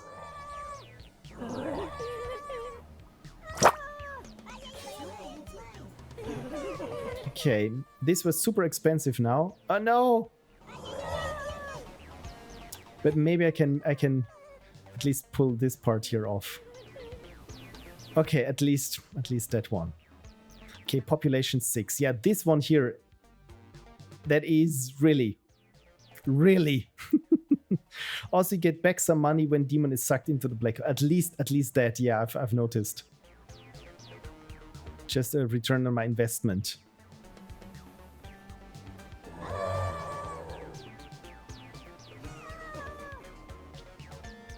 Yeah, but it's again, it's hard when I can't tell in what direction the demon will be running.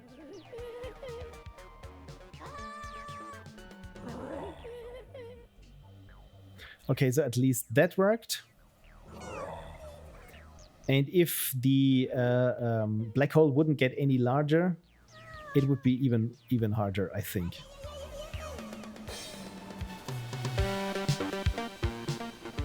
So we still have 5 souls running around, and I have a feeling they're all there in the corners, right?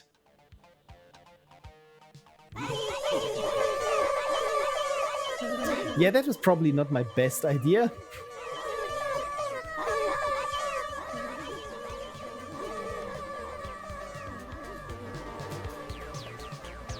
Where else? Oh, there is one.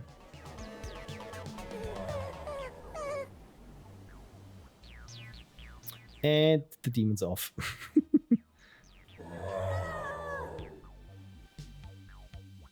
Good.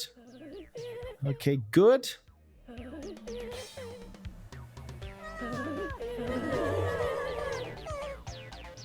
Bad.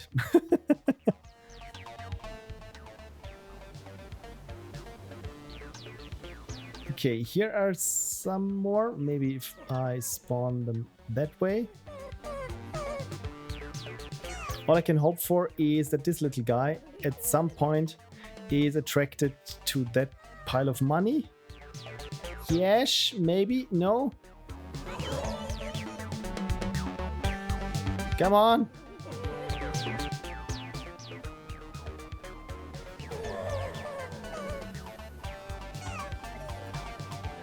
So, okay, I'm out of money. So all I can hope for is some of my demons recouping it for me.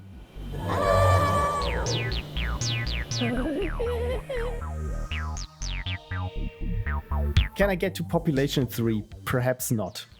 Unless one of my demons gets sucked up, and I think I'm almost out of demons. Maybe here. Maybe here. Maybe this was the one there on the other end. That is probably still being harassed by the demon. Oh no, the demon changed its mind. But yeah, this one has no place to go. But I would say I'm as close to finishing it as possible. Let's spend some money on the final soul here. Let's try this. Yeah, that was that. One thing in terms of navigation, I noticed that I'm constantly holding down the shift key when I want to move faster from one point to the next. But overall, I'd say, you know what? Since it's the first time I've been doing this, I'm pretty happy. I could have done worse. But this entire moving around here a little bit nauseating. So I would say thank you so much for Unholy Black Hole. And I mean, it's quite big for a black hole, and somehow my graphics card is acting up. I don't know what's going on here. It's not that large, but anyway, very cool, and I like this music. This game has my graphics card just non-stop going at, I don't know, at 100%. Probably I should have throttled it somehow. I will open up a window now because I'm sweating. It's getting so hot here just from the graphics card. Hang on a second. Oof, indeed, Cursiboo, indeed, thank you. Slight stutter, but better now. Okay, good. Cursey says, my stream got hiccups, but it's back now, I guess. Am I somewhat in sync? Because in that case, I would say, let's have the stream catch up to cool off a little bit and to give my poor graphics card a chance. Okay, you're back, Street Boys in sync. Wonderful. In that case, let me do a short recap then of the GameDev days, and I had everything here set up. And yes, even found, as just my game, it's 2D, says Schmautz. Oh, schmonutz. For some reason, I say schmautz, but yeah, probably after the recap, I think I can then chill with a 2D game. Please say it's not 3D accelerated and trying to hit like 3,000 frames per second. So yeah, what are the Game Dev Days Graz about? Well, here is the schedule. It was just one day this year, but it was packed, I say, with lots of cool talks. The only downside was that I was coming with Conny from Salzburg and I had to work the night before. So it meant, yeah, I came at around 1 or 2 in the morning home, and of course had to sleep and pack and to go like 3 hours directly to Graz, directly to the TU Graz. So sad thing was, of course, when we started our journey, it was 9. So even, yeah, we sadly missed some of the cool talks, like from Michael Schade, the inevitable GAS reality strategies for game dev success, or musical modular looping systems. But as far as I know, all these streams or all these talks have been streamed and are, of course, also recorded, that you can watch them as a video on demand. And this is what I want to catch up, because, yeah, some people I know from the socials, especially in the German, Austrian sphere, like Dietmar Hauser or Thomas Feichtmeier, who was here. This is Zyangmo, that was here before and who said, bid his farewells, who also gave a talk on pixel perfect has no meaning. So it's not the pixel perfect, but it's pixel consistent. I think this was the gist of it.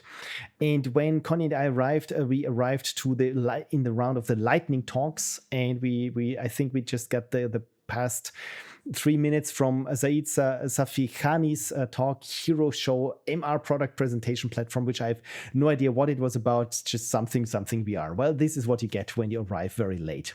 And the next talk was from Angela Hanko. Oh yeah, I got some pictures here. This is what I always like when visiting the TU Graz is they have this satellite dish there, and every year it's been overgrown a little bit further from these vines. And you can see here, it's hardly, I mean, it looks like something that you would see in, I don't know, a Bond movie or something. It's overgrown, but something technology underneath. So yeah, the Game Dev Days Graz, super quaint. I always like the architecture there, because it feels like it's 1990 and you're stepping into the Moscow University or Moscow Institute of Mathematics or something, and it has this really quaint feel to it. Again, here with the architecture, I just like these textures. Yeah, and so this was the talk that we crashed, so hopefully we weren't too much of a disturbance. And this was the talk from Angela about why I love horses and hate horse games. And again, it was a very short talk, but the gist of it was there are many games that aren't horse games per se, but they have good horse riding and horse representation in them, but you wouldn't call them horse games, like Red Dead Redemption or even Zelda Breath of the Wild. And of course, we all know the horse games that are marketed to girls most of the time. And on one hand, she said that the animations are not very good. And especially if you are a horse girl or a horse person, you notice bad animations with horses right away. And if you're not trained or aren't a horse person yourself and you animate horses or even use stock animations, most of the time it either comes off as very stiff or stilted, or sometimes even anatomically incorrect. And of course, if you want to play these kind of games because you're a horse person, it's super annoying to see this because it feels like it's like when you know about a topic and you see an article in a newspaper about it, and it feels like, okay, the person who writes about this didn't understand these 3 basic points or misrepresented them. And it feels like, yeah. And it's the same thing with horse games. And Angela argued for, you know what, maybe also the horse games themselves, also they're what are they mostly about? Well, they are just dressage for dressage's sake, or jumping for jumping's sake, or managing a horse farm or a horse ranch, right? So it's and we play games to have some sort of fantasy, and she would love to see dedicated horse games where it's more like you and your horse in medieval times. It's a war horse, or you have tournaments, or you go on adventures together, and it's not like managing this horse ranch and just doing dressage with a very stilted animation of a horse. And I never thought about this, and this again is super cool when you hear one of these lightning talks and it's about something that you never really considered, and suddenly you go like, you know what, she's right. The Last of Us, the set, indeed, right, it has a little bit of this technology reclaimed by nature. The Last of Us, indeed. And hey, don't diss Barbie Writing Club before you tried. I never said it was bad. I just said it was probably not the best horse game out there. Right, then it was Johannes Luckstein's talk, and he's the solo developer of, you maybe have heard of Slope Crashers or seen Slope Crashers. And he just talked about his approach to game design, and how just talked about the entire game, and that because it's a big success, and in the end he was working more or less on it alone. And I think the most important part that I took from it was, of course, eat the frog first. And many of you probably know what this means. It's do the things that are hard first and then build from them. It's not like that you start out with something, or maybe it's you want to make the baddest ass shooter game out there, but maybe shooting and the whole gunplay is a bit hard, and you just do, I don't know, environment art first or the menus first, and once, or even if you get to the part with the shooting, then suddenly you realize it's not really fun, or it's too hard, or you have certain roadblocks, or even worse, while trying to get this one mechanic in there, the hard one, you realize it's on one hand, you're not getting there. It's not really fun, but there is something else that's fun. And if you pivot over in the early stages of production, it's much easier when you know, okay, this is too hard, or but if I don't do this, that other avenue opens up for my design. So always, eat the frogs first, and then do the side dishes at the end. Again, it's really something, especially when it comes to Ludum Dare or game jams in general. If you have this one idea for something, but that one part hinges upon something that you've never done before, especially not during a game jam, do that thing first and see if you can get this done. Because otherwise, if it's not working, you still have enough time. Otherwise, you've invested, relatively speaking, so much time and effort into something that's, in the end, if the core mechanic, if you can't pull it off, it's no use. Right, then there was the lunch break, in which Connie and I, we just walked around, and there was next door the indie arena where we could play some games, and I met some people there, and I will show this in the next talk. But before that, there were the dev tunes, and I hope it's not too loud again. So be warned that there might be loud music in 3, 2, 1, play.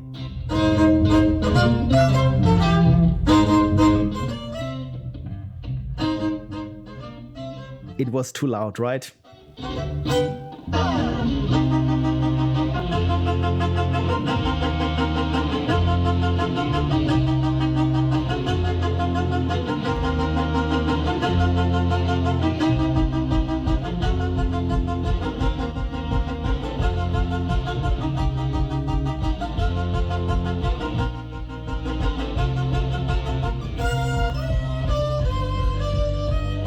Do you recognize it?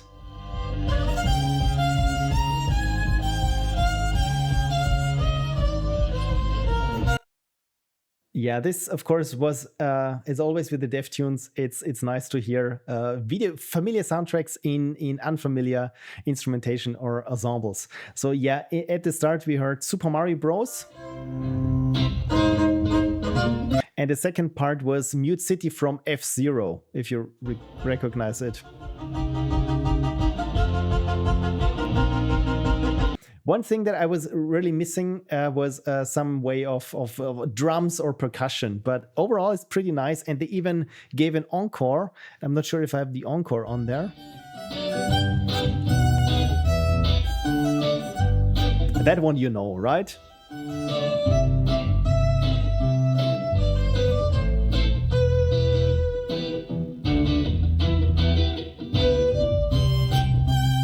Oh, automated unicorn. And I think, yeah, this was from the encore. I'm not, yeah, if I'm not mistaken.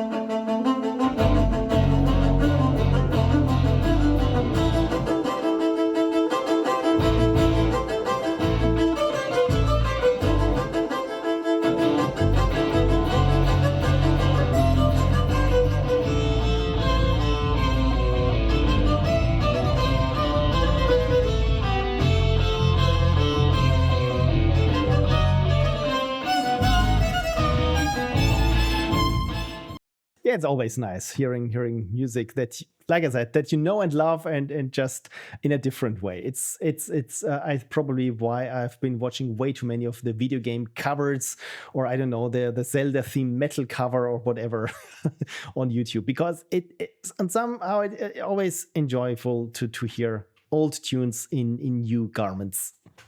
Right. So then after the break, there were again more talks. And this gentleman, where do I have the plan? I've met in the lunch break. This was, where is he? James Patton from Clockwork Bird. And he was talking about how can real world history inform world building, because he's working on Dustpunk right now, which is what's it called? A dice-driven survival RPG. So essentially, it's a little bit like Citizen Sleeper and other games that he talked about that I had forgotten. Oh, Disco Elysium to a certain extent.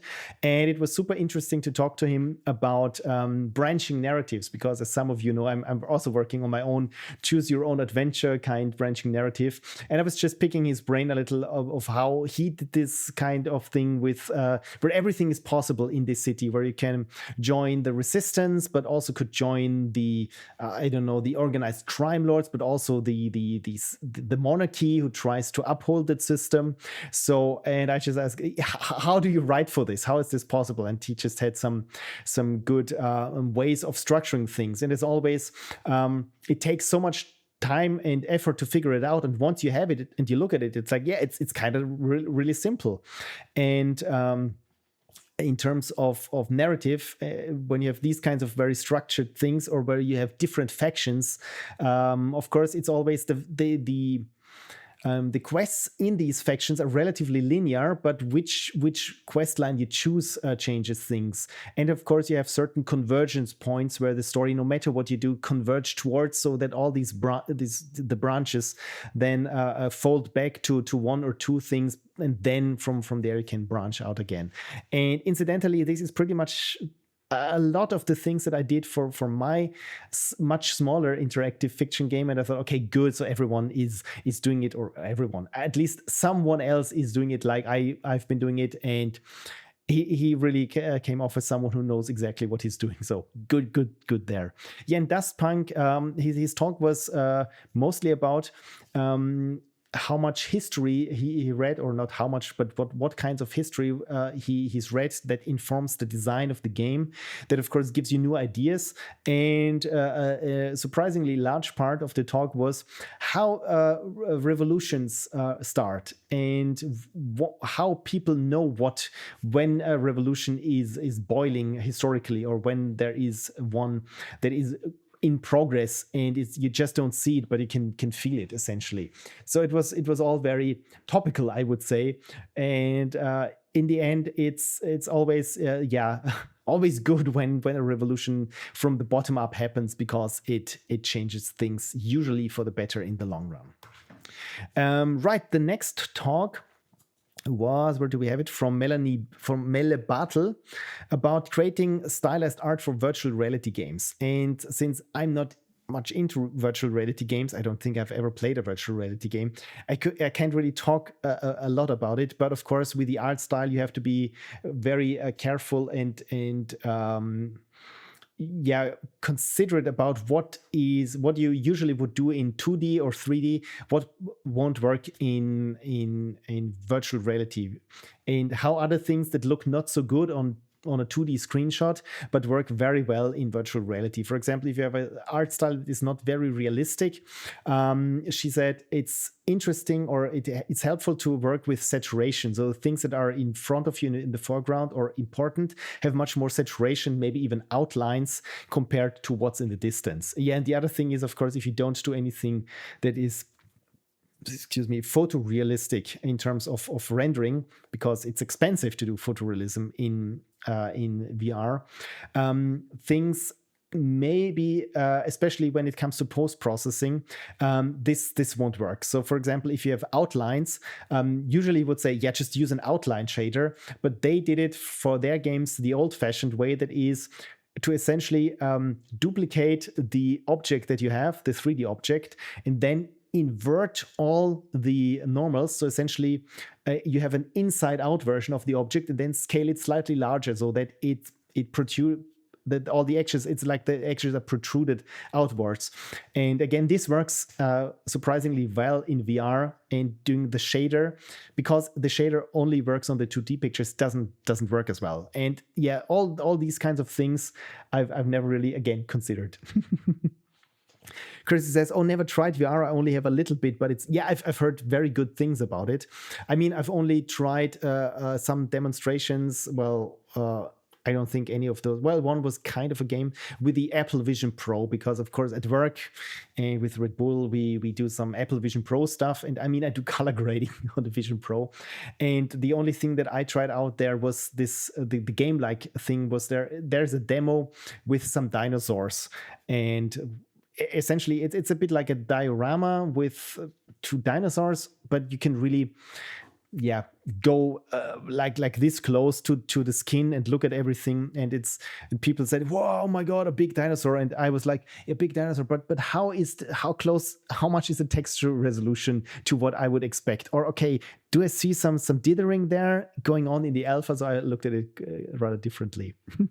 Shmonat says, "Where do you work?" I work as a colorist with Red Bull Media, so doing all the not all the color, but for many products and films and clips and some documentations, and we also do now feature films and some of the sport movies. The color grading, I do the color grading for pretty much the daily bread and butter, and with the occasional big feature production in between. So that's what I do.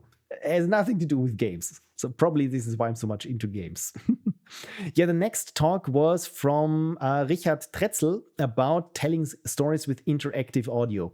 And sadly, this talk was structured not in a good way. So where essentially what his studio made was a interactive audio system for tabletop games, where when you play a tabletop game, you want to interactively, or tabletop RPG, that not something like Monopoly, but more like a tabletop RPG, where you want to say, now you're in the prison and everything is super dark and foreboding, and then you just have this app where you say, okay, it's prison, medieval, foreboding, and dark, and then you can ramp up the energy or intensity from dark to battle, or a little bit more serene, and it's all automatically or procedurally mixed together, that it always has this cohesive flowing soundtrack, that you can even say, okay, now I'm in the medieval prison and I'm going now snap, I don't know, probably on a spaceship in the future into a battle scene, and it finds somewhat smooth transitions over to it, so that again it can follow your tabletop RPG session. But he started out with the part of how this blending works, that all these different kinds of things are in a so somewhat 3D space and things are interpolated in between, a bit like a three-dimensional color gamut that you have.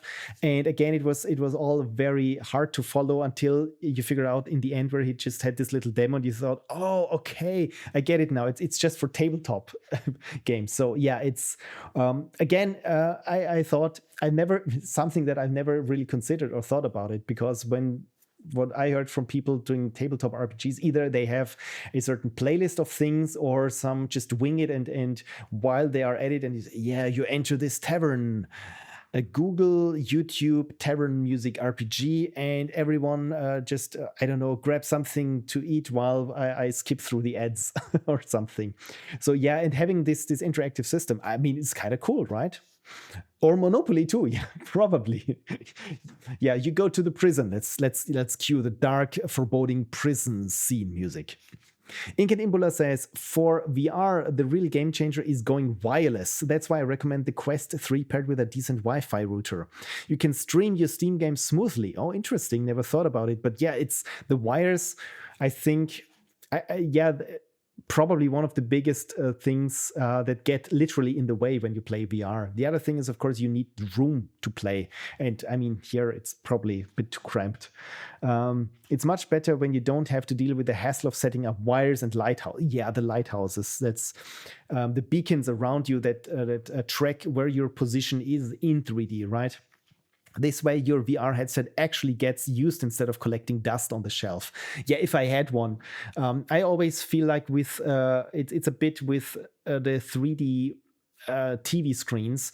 If some of you recall, like 5 or 8 or 10 years ago, where everyone was saying, yeah, we're going stereo 3D. And it took a while for the manufacturers to figure out, yeah, people, when they come home, they don't want to put on certain shutter glasses and sit upright in front of their TV to watch a film or something. So yeah, and the same thing is with VR, what I've heard from people who said, yeah, they love playing VR, but they really have to set time aside for it. Because again, the stereotypical person coming home after a long day's work, they just want to lie down on the couch and play some, I don't know, some match 3 games on their phone till they fall asleep. And of course, it's something different when you okay, I have to immerse myself, I have to do a physical workout probably most of the time, which of course is, yeah, it's a different mode of entertainment. But I totally get it, especially, yeah, just make it even more convenient for users to do these things. Kirsty says, yeah, when I played it, it was wired and cumbersome to set up. Yeah, I've seen tutorials on how to set up your HTC Vive, and I thought, oh god, this, yeah, and how many ports you need, and USB-C here and USB-C that, and the cable goes in there, and yeah, you have of course to be close to your computer, but I don't have this space. Yeah, and I thought it's a bit too cumbersome. Schmonatz, for some reason, I cannot memorize your name. Schmonatz says, I sometimes wear fake glasses and pretend the real world was a game. In that case, don't forget to collect the coins. Collect as many coins as you can. I think this is what the real world is all about. So, I just realized, those were all videos. It's a kind of dark, gritty steampunk game inspired by survival games, inspired by tabletop games, but the through line, the plot, is that you are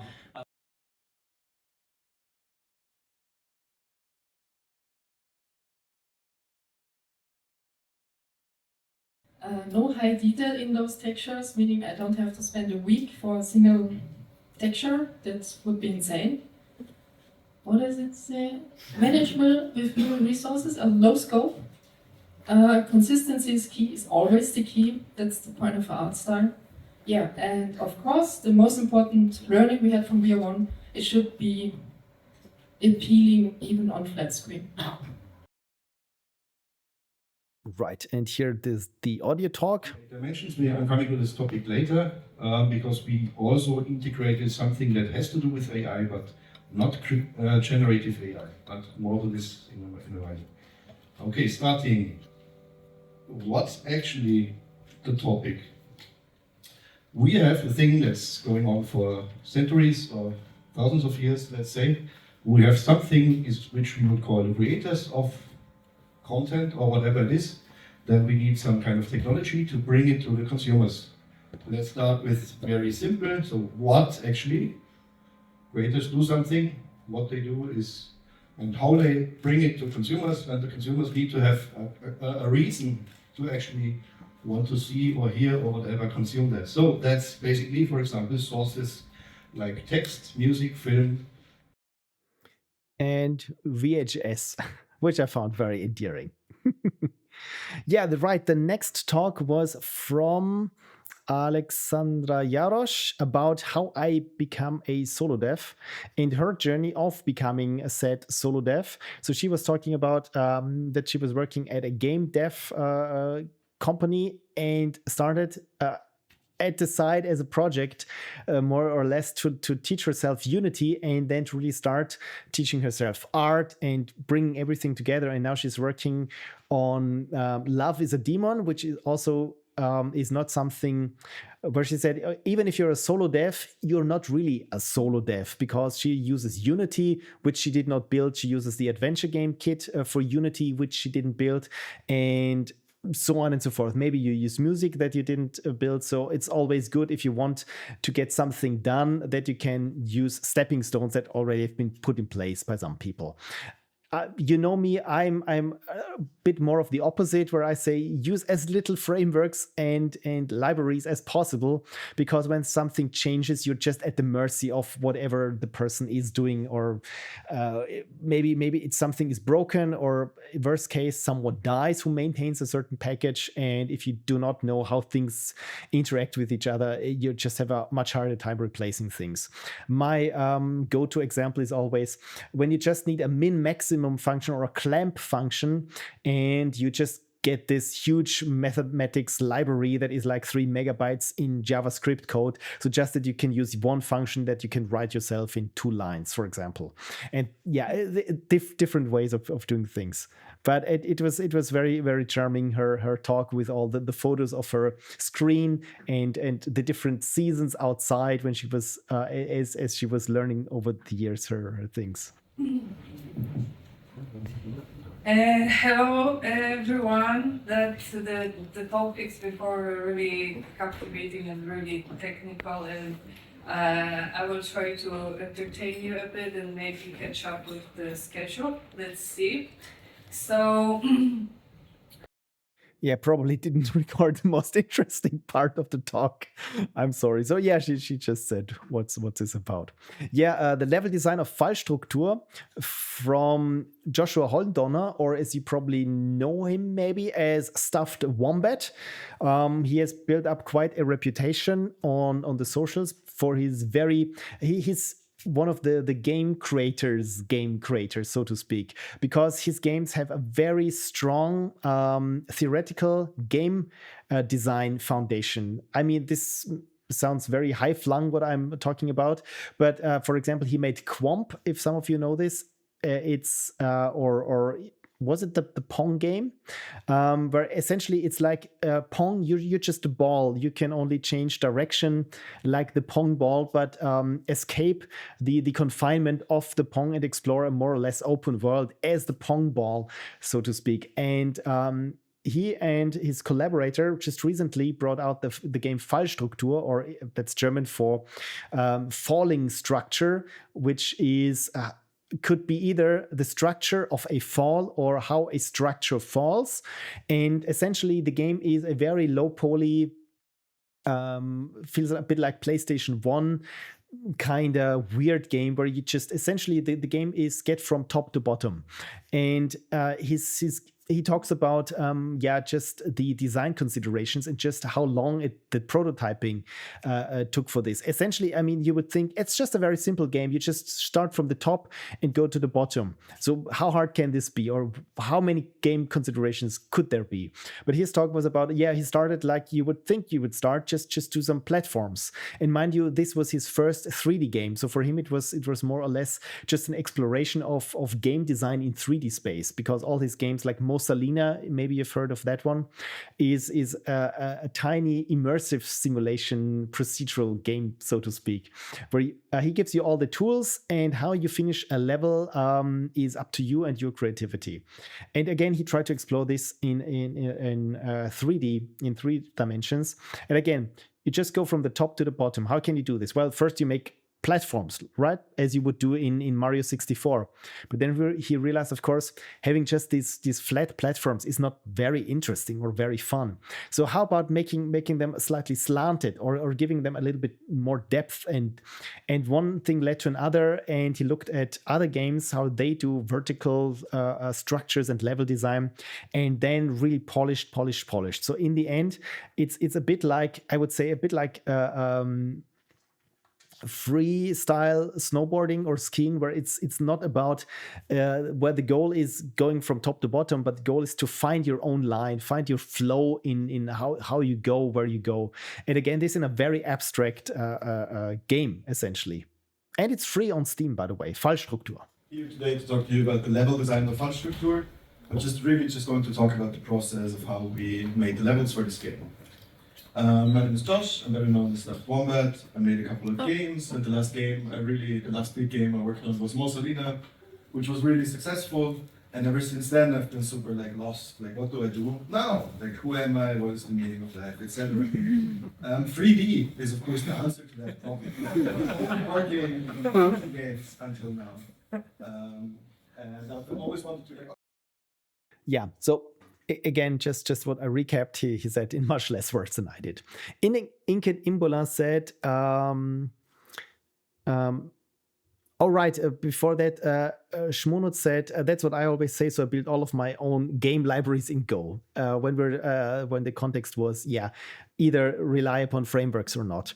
Kirsty says, level design definitely not my strong suit. Yeah, level design, again, is an art form by itself. And Ingen Imbola said it's a fair point for debate. As long as you're working solo and you don't need to port your game to other platforms, building everything from scratch is totally doable. Again, it always depends on what the big plan is. I mean, I'm making a game engine-ish in Pascal for MS-DOS for all intents and purposes. And again, I'm not really thinking about portability at this point, and it's not really about making a game engine because I want to, just because I just want to wrestle something out that I can make a game with in Pascal. Yeah. Incanimbola continues, but as soon as you want to scale up, it becomes much easier to find developers who already know Unity than to find someone to work on your custom engine, especially since the only expert of it is already busy. Exactly. I think this also comes even when it's not just you working on it. When was it Electronic Arts who said to BioWare to make, Anthem, their big MMO Anthem. And they said, you know what, you should use our in-house engine, the Frostbite engine that they had licensed from DICE. Again, it's an in-house engine that was more or less made for shooters. And of course, somehow they had to make an RPG or online MMO essentially out of it, third person. And it was just a huge undertaking because essentially, everything was done from scratch in-house and not really suited to this, because also the DICE people had to do another, Battlefield or Call of Duty. No, I think the DICE guys are Battlefield. Anyway, they had also to make their own games with it, so they couldn't just do support for it. Exactly, that's really the thing. It's do you want to get somewhere, or is it more the enjoyment of running your own things? But again, there's always pros and cons. I mean, in the end, if you use frameworks for everything and you use, let's say, Unity, of course, it's much easier to find someone who's already versed in Unity and can help you. Worst case, code up another framework just for you, that from all the functions that you really need from this one. Yeah. Shmonot says, fair, since I always work alone on my games, a problem does not arise for me. On the contrary, I'm so familiar with my code that I can implement more things whenever I need to. So it's a win for me. Yeah, that's whatever makes you, especially for game ships, what helps you make games the fastest. Pascal begin and Pascal. In Pascal, it's not like a curly bracket, open and close. It's always begin and end. Yes, even for if statements. Yes, even for loops. And the assignment is not the equal sign, but it's the colon equal sign. It feels a little bit ancient, indeed. Kirsty says, Fallstruktur I recently heard about from a video about ZK maps. Oh, it's interesting how these things fall together. Yeah, again, Fallstruktur is free on Steam, and it doesn't take long. And you can, and Josh also showed some trails, so to speak, that he just optimized over and over and over, where it's really that it allows you to get into the flow, where you jump from here and use the momentum and land there, and go from here and there, and so it's really that you can go into this flow state of doing downhill, for example. And I like it when the game is super small and super contained, but is specifically, I would say, groomed and tweaked and just perfectly tweaked for this one purpose, to really allow you to have this flow, like in Mario, where when you hold down the B button and just sprint through a level that you already know, and it's just amazing to see you fly between enemies here and bump off this one enemy, and then you can jump over there, and everything is really designed in such a way that this is possible and not just happens by pure happenstance, right? Shmonot says, by the way, do you know Delphi? It's what C++ is to C, but for Pascal. Yes, I know of it. And I, in 98, I think, when it was, when I got somehow my hands on Delphi, all I did was make a MP3 player, or it wasn't even MP3, a music player for Windows. And all I did was just use different button images. But yeah, I've heard of it. Inken Imbola says, I earned my first money writing a program in Turbo Pascal about 25 years ago. Damn, I'm old. Yeah, you and me, buddy. You and me. So the next talk was from Mipumi Games, from Martin Philipp, and he's the managing director of Mipumi Games. And Mipumi Games is not... it's not one of the indie 1 or 2 person teams, but so far I think they have occupied like 50 or 60 people there. And he gave this talk a brief insight into studio finances and project controlling. And off the bat said, I'm sorry, this talk is probably boring, but it might be interesting or even important to some of you. Running even a small studio, even if you're a single person, developer, it's really, really important to know your costs and your finances. And that's the reason why I would like to talk a little bit about studio financing and project controlling. And when I put together the deck, I realized the game that we're currently making, the on IP that Mipumi is doing, fits actually from an asset perspective really well with coins and hell. That sounds a bit like dealing with finances as a studio and organization. So the talk itself was very well structured, but of course a little bit dry from the topic. And on one hand, it was a little bit like no shit Sherlock in certain regards. It's of course, you have fixed costs and you have flexible costs. And of course, it's the flexible costs that you control up to a certain point, but not the fixed costs. And so your studio has a certain burn rate, which means the money that you need each month to pay all the wages, pay for property, but even for utilities and other things that just everything that makes up your studio, and how to compartmentalize these, and of course to keep track of them, so that you know, okay, I need X amount of money to run my studio for Y amount of months, and or my game needs to make that much revenue so that I can keep going at the current burn rate for so and so many months. So overall, it essentially it's very simple arithmetic. I think the hard part, of course, is to keep track of everything while you're in it, and certain things are super hard to control, like the success of your game, right? There's only so much that you can do about it, apart from making it the best game there could ever be, and just how to be financially wise and not do the usual thing that the 1990s programmers did. So the first with the first big paycheck, the royalties check of your game is to buy a big Ferrari or something. So again, it was like he even joked that it was boring, and again I felt like it was very nice to hear all these things and terms again in condensed down to this 1 hour. Then there was the little coffee break and play games, which of course Connie and I did. And the next talk was from Jack Gutman, Jack the Generalist. And this was a very good talk about no diversity, no games, why inclusion is no longer optional. So I have some clips from that talk here. Let's first start with who I am and why am I talking. So originally, I come from Syria. I came to Austria as a refugee 10 years ago. What I do professionally is something called real-time visual effects for games. So they're basically VFX for games. I'm also a tech artist and designer. Some of you might know me from the game Path from 10 years ago. If you don't know me from the game Path, now it's a new chance to get to learn each other or know each other. So, and he was talking about, why diversity in games is actually a good thing, or actually is something that you want. Right. So, and this he started off for usually when the games were there was always this novelty in tech, as he explains. Right. So we see like Mario in the 1985s all the way to the 2007s, right?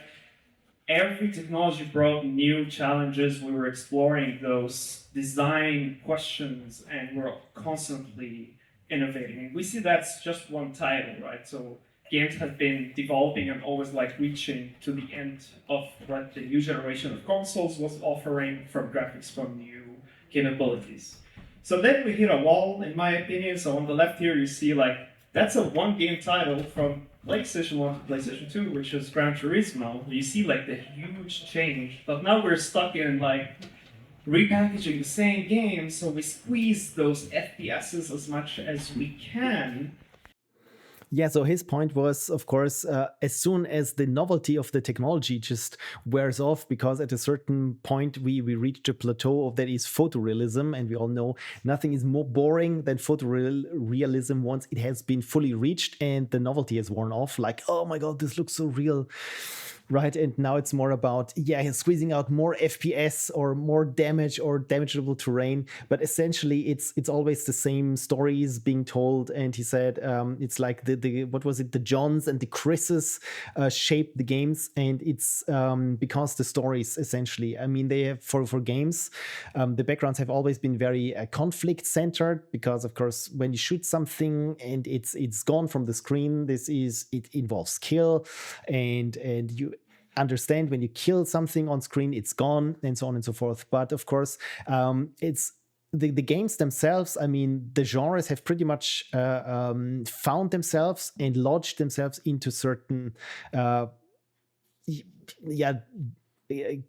genres essentially. So the genres have really defined edges, and there is nothing like you would have like in the 80s when you, I don't know, get a new ZX Spectrum game, and I don't know, it's a mix of a life simulation, survival horror, and puzzle game or something. And nowadays everything, okay, is it an RPG? If the answer is yes, then you can say, okay, how many XP does it get? How many classes are there? What are the classes? So this is all very defined. So how do you get more novelty in this kind of super structured, super already defined genres? And of course, it's by telling stories that haven't been told before, from perspectives that haven't been told before.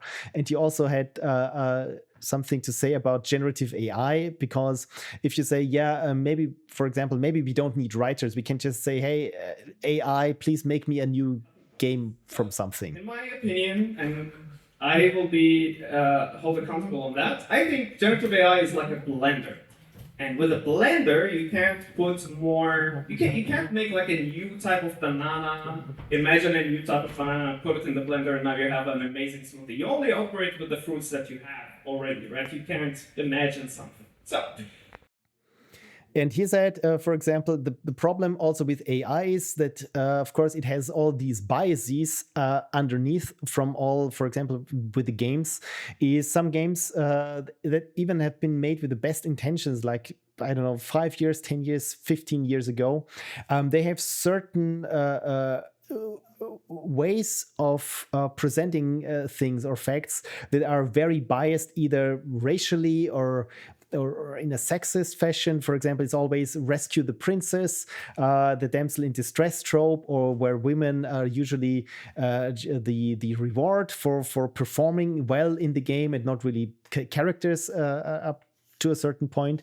So, and with generative AI, of course, you always get this baggage with it. So, and of course, you get nothing new. You get only the old things rehashed, but with poop in it.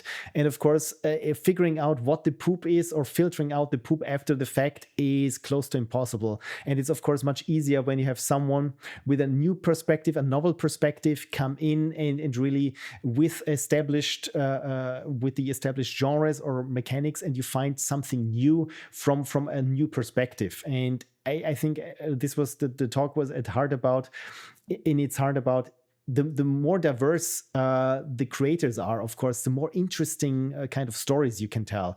And it's not always the same formulaic thing. It's like when you look at TV shows from the 80s, I mean, it's so super formulaic. And then suddenly things change, and then you get like with the streamers, like with Netflix, and suddenly you get much more interesting stories that are told in the shows. Because in the 80s, it was always like a bit like, we present this as a way of to live up to, as an ideal. So, for example, I'm watching Knight Rider again, and of course, Michael Knight is always the good one, looking out for the people who are in distress or disadvantaged or treated unfairly, and is always it comes with the implication that who made this product, this is their moral standpoint. And then you have things like later with Breaking Bad or The Sopranos, for example, where it's not like, this is really we depicting how we want you to be in society, but it's more like, this can be we're exploring certain characters and not trying to put up a moral standard of some point. And suddenly with all this moral grayness between all the preaching and holier than thou protagonists, suddenly it became much more interesting. And same thing, of course, should probably happen with games, where it's like, there are just so many more things out there with protagonists you haven't seen before, or certain things, experiences that are at their heart super very, very human and very personal. And of course, you cannot say, hey, ChatGPT, write me a personal story about, I don't know, a refugee from Syria. But you can ask a refugee from Syria how their experience is and make something out of that. But essentially, it's what I always say, at the heart of games, with all the technology, is still the human factor, the human creativity, the human expression, and the human experience that essentially we as humans want to communicate and exchange with each other. And doing this through technology is what I like to do, and probably you also. And games, again, are just this kind of art form in this mass market, where everything in mass media is just tailored to make money. And I like it when art comes there as human communication tool. Okay, I got off track a lot. The last talk that we attended was the talk from Yogi Neufeld from Subotron. It was about 50 years of Austrian game dev, a speed run. And it really became a speed run, because after what we thought was the majority of his talk, he asked, how much time do I still have? And it was 10 minutes. 10 minutes. And then he really just jumped through everything. And it was interesting from a historical perspective. 50 years of computing in Austria, and the demo scene that we had, and certain names constantly popping up, and small game companies forming around people who started as demo scenes, and then the rise and fall of, and we had Rockstar Vienna, and then the indies that emerged when the first educational programs were producing graduates, and so on and so forth. But the talk, it started relatively straightforward and structured, and then it just fizzled out, and there's this, and of course there this and that studio, and they made this, and it was just at the end it felt like just browsing Moby Games and saying, just list everything that's in Austria, and you click random things. So but again, as an Austrian, it was interesting to see that there was already in the 80s certain demo parties in weird places like what was it, Knittelfeld and Innsbruck, and probably other places no one has ever heard. Rockstar was in Vienna. Are they still there? Yeah, it was Neo Software. It was before called. It was founded from these demo cracks back then. Among them was what his name? Damn it, I keep forgetting, because he also made music back then, and FM music for DOS. And I recall seeing in a DOS game music track there was this comment where he wrote in pretty medium English, like I'm speaking right now, about, if you like this music track, hey, I wrote the music driver and this is the address of my parents, just drop me a diskette and I can copy it to you. And it was very cute. And he founded Neo Software, and Neo Software then was, I think, acquired by, was it Take-Two back then? And Take-Two was looking to expand, and they rebranded it as Rockstar Vienna, and they did some porting work, I think, for Max Payne, for the Game Boy Advance and other ports. I'm not sure which ones, but it didn't take long. So after a couple of, was it even years, it was shuttered, and they became, damn it, I'm bad with things that happened after 2010 or something. But of course they transformed, became, what was it? Not Mipumi Games. Mipumi Games was again sprung out from there. But yes, Rockstar had this Rockstar Vienna, as it was called. And it was, in the, I think, late noughties, 2008-ish, around that time. Yeah.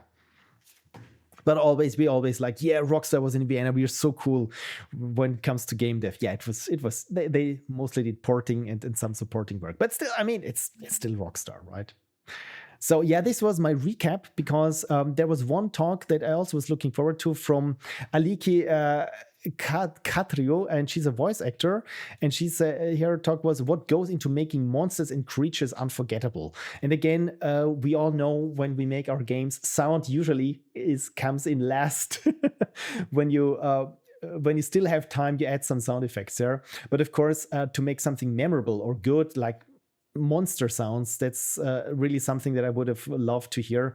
But again, I think there will be streams of the Game Dev Days Graz. I think even on their website, probably they should have it up there somewhere. Let me just quickly find it and post it there in case you want to have a look at it. Yeah, it's gamedevdays.com. It's really that simple. Schedule speakers, partners, merch venue. Probably there should be at some point a link. I mean, there was last year. Sometimes I think it takes them a while, but you can see here the past experiences already have their YouTube links up, which again is pretty cool that you can just listen to these older talks. Again, it's a bit like the GDC Vault without having to pay for it.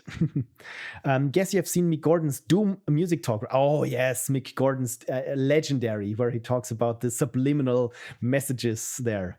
And Schmonotz also says, I still did not get around to adding sounds to my LD game this time. Okay. Right, so then as a last act of today, let's play your game then. Jesus Loves You. Yeah, where he said, I mean, with Doom people, they always, or people in general, always love to pick apart games or game soundtracks. And he had these, for example, one of the synthesizers where essentially you could have in the audio spectrum, if you plot the audio spectrum, you would have pentagrams and that kind of things. And of course, that he said, I don't know how, but some people, of course, picked this up, and it became a news story. But the other thing that he did was when you have a stereo signal, but you have the phases are opposite of each other. I mean, it's waveform. So when you have one wave going up and another wave going down, and when you collapse this stereo signal to one, they just cancel each other out. And so he had this subliminal message where it was this voice saying just Jesus loves you. But he said, of course, that one nobody picked up. It's a great talk. It's really a great talk. Exactly, and nobody found that. I mean, we only know it from the talk. But and yeah, Mick Gordon, great musician and also great presenter when it comes to the GDC talks. Strong recommendation. And also he talks about how he made the Doom sound, and it was just feedback from just fed through dozens of effect boxes essentially, and from everything that came together, it really had this very ominous, dark, synthy, but also very analog sound to it. Good stuff. So RNG. Okay, good thing is we have now here 12 entries, so apparently it's still loading. So let's go to the non-patrons, and again, I'm using an RNG and not really RNGing much. So let's see if you look at this as if we had ordered it. City Bike, there we go. City Bike from gonutz schmonutz on Twitch. He is okay. Thank you. I should have read this first. The RNG was in your favor, and it says Windows only custom engine in Go probably triggers AV. Good to know. We will see how. Oh, look at this. Okay, already. I love this. The first thing, the vibe that I get from this perspective and someone on a bike is, what was it? Summer Games on the Commodore 64. But very cool. I like this stylized art. Note that this game was written in the Go programming language, which is notorious for triggering antivirus alerts for no reason. It is safe though. Well, I take your word, as long as it's not with some Russian accent. Is your game safe? Well, just try it out, download, and we will see. Password is Vladimir. Right. And again, very, very cool that you wrote it in Go. I have any touch points with Go so far, but maybe I should just give it a go. I'm very sorry, not really sorry. Okay, so it's still scanning, and I say download suspicious file. Oh dear. Learn more about malware scans. Yeah, please let me just download it. Okay, I think I downloaded it. And it has an icon. I love me icons. Okay, I'm on the right track. Was this also a pun? Bike lane, bike track? Okay, good. We have a mouse pointer and a start button.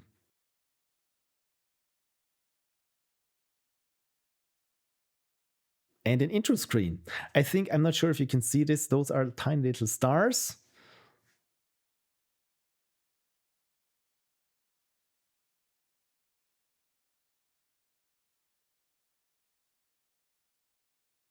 Oh dear, and we're being followed by an ominous red car. Oh, okay.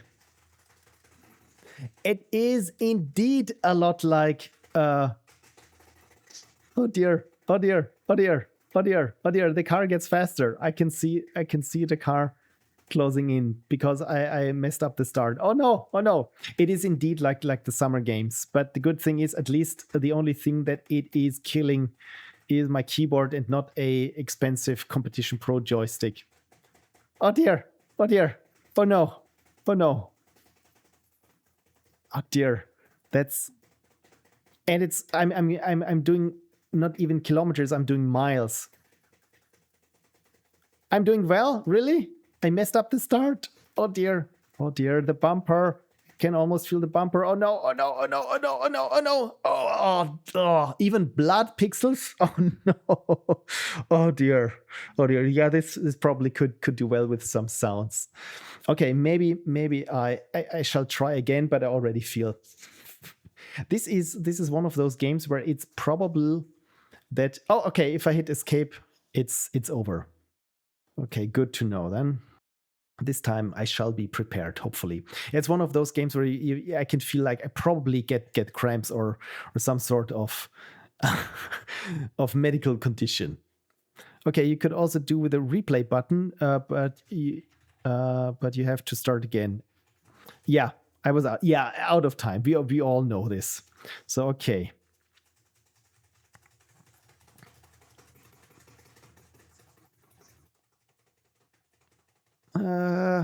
So I'm using WASD. Can I also use the arrow buttons then?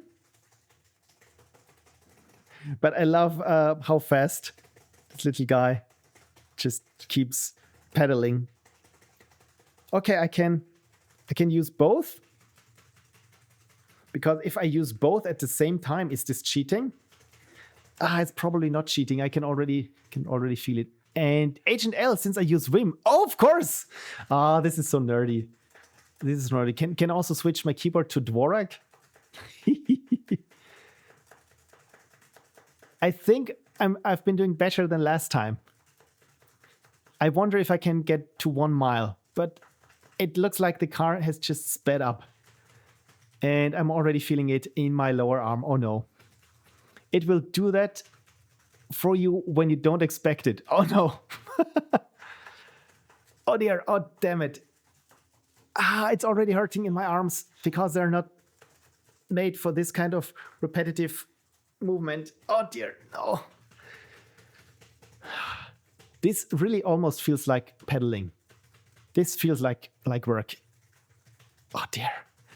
Oh no, can I get to 1 mile? At least 1 mile. The balancing was also done right on the deadline. Oh, is this another pun? Deadline. Oh, damn it.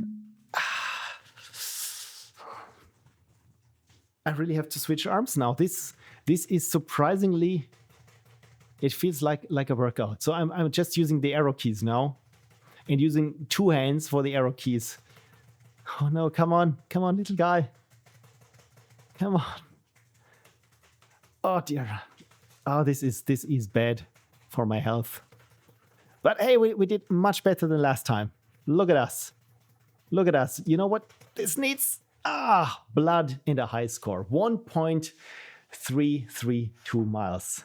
You know what? I'm content with that. Whew. Thank you, Cursipu. Exactly. I need to hydrate myself. Cheers and thanks for playing. Yeah, cheers and thank you for submitting and for partaking in the chat and for sticking with me such long until I played your game. So do you happen to know the high score? Because of course this game is all about getting the high score. By the way, did you make a game for LD58? No, I did not.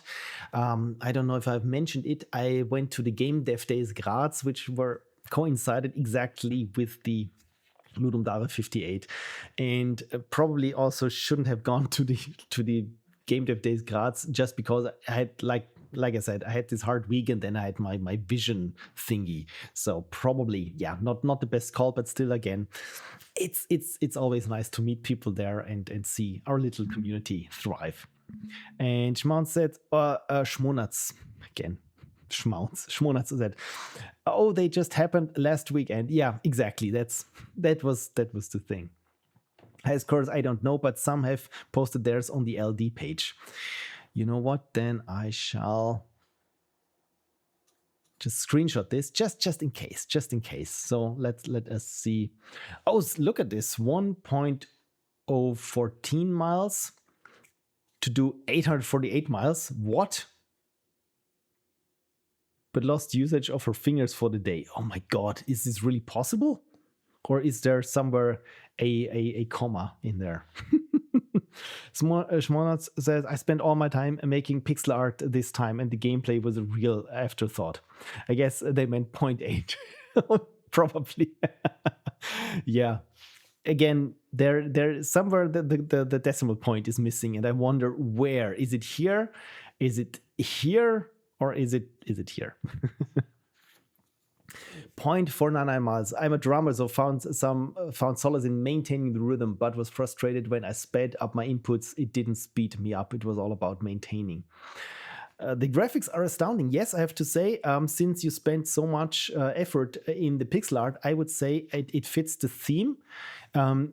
Also, it has a very nice, very artistic, what's the word? way of staging things, I would say. So you have this dark blue in the background. So the background separates itself very easily from the foreground, and of course the red is the opposing color of this blue, and yellow of course works well with the red, and also our little bike person really stands out against the background, and everything is legible. And of course the red pixels there, I didn't fail to catch those. So very cool. And even the street lamps have little volumetric lighting because RTX enabled. I guess you're a color connoisseur. I tried to get the palette right. Yeah, congratulations. You did. Also, again, from a colorist perspective, I say well done. Usually there are some clashing colors. From my experience is when people say, yeah, I'm sorry, I just made program art. The biggest issue usually is to oversaturate everything, where everything has like the sky is not blue, it's like cyan blue. Everything is just cranked up in saturation in the color picker. As soon as you do not go full saturation, suddenly you have much more values to play with.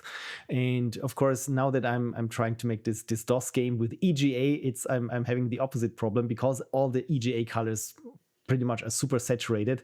How can I make something that looks soothing, well, not soothing, but appealing enough, despite the palette not being very artistic?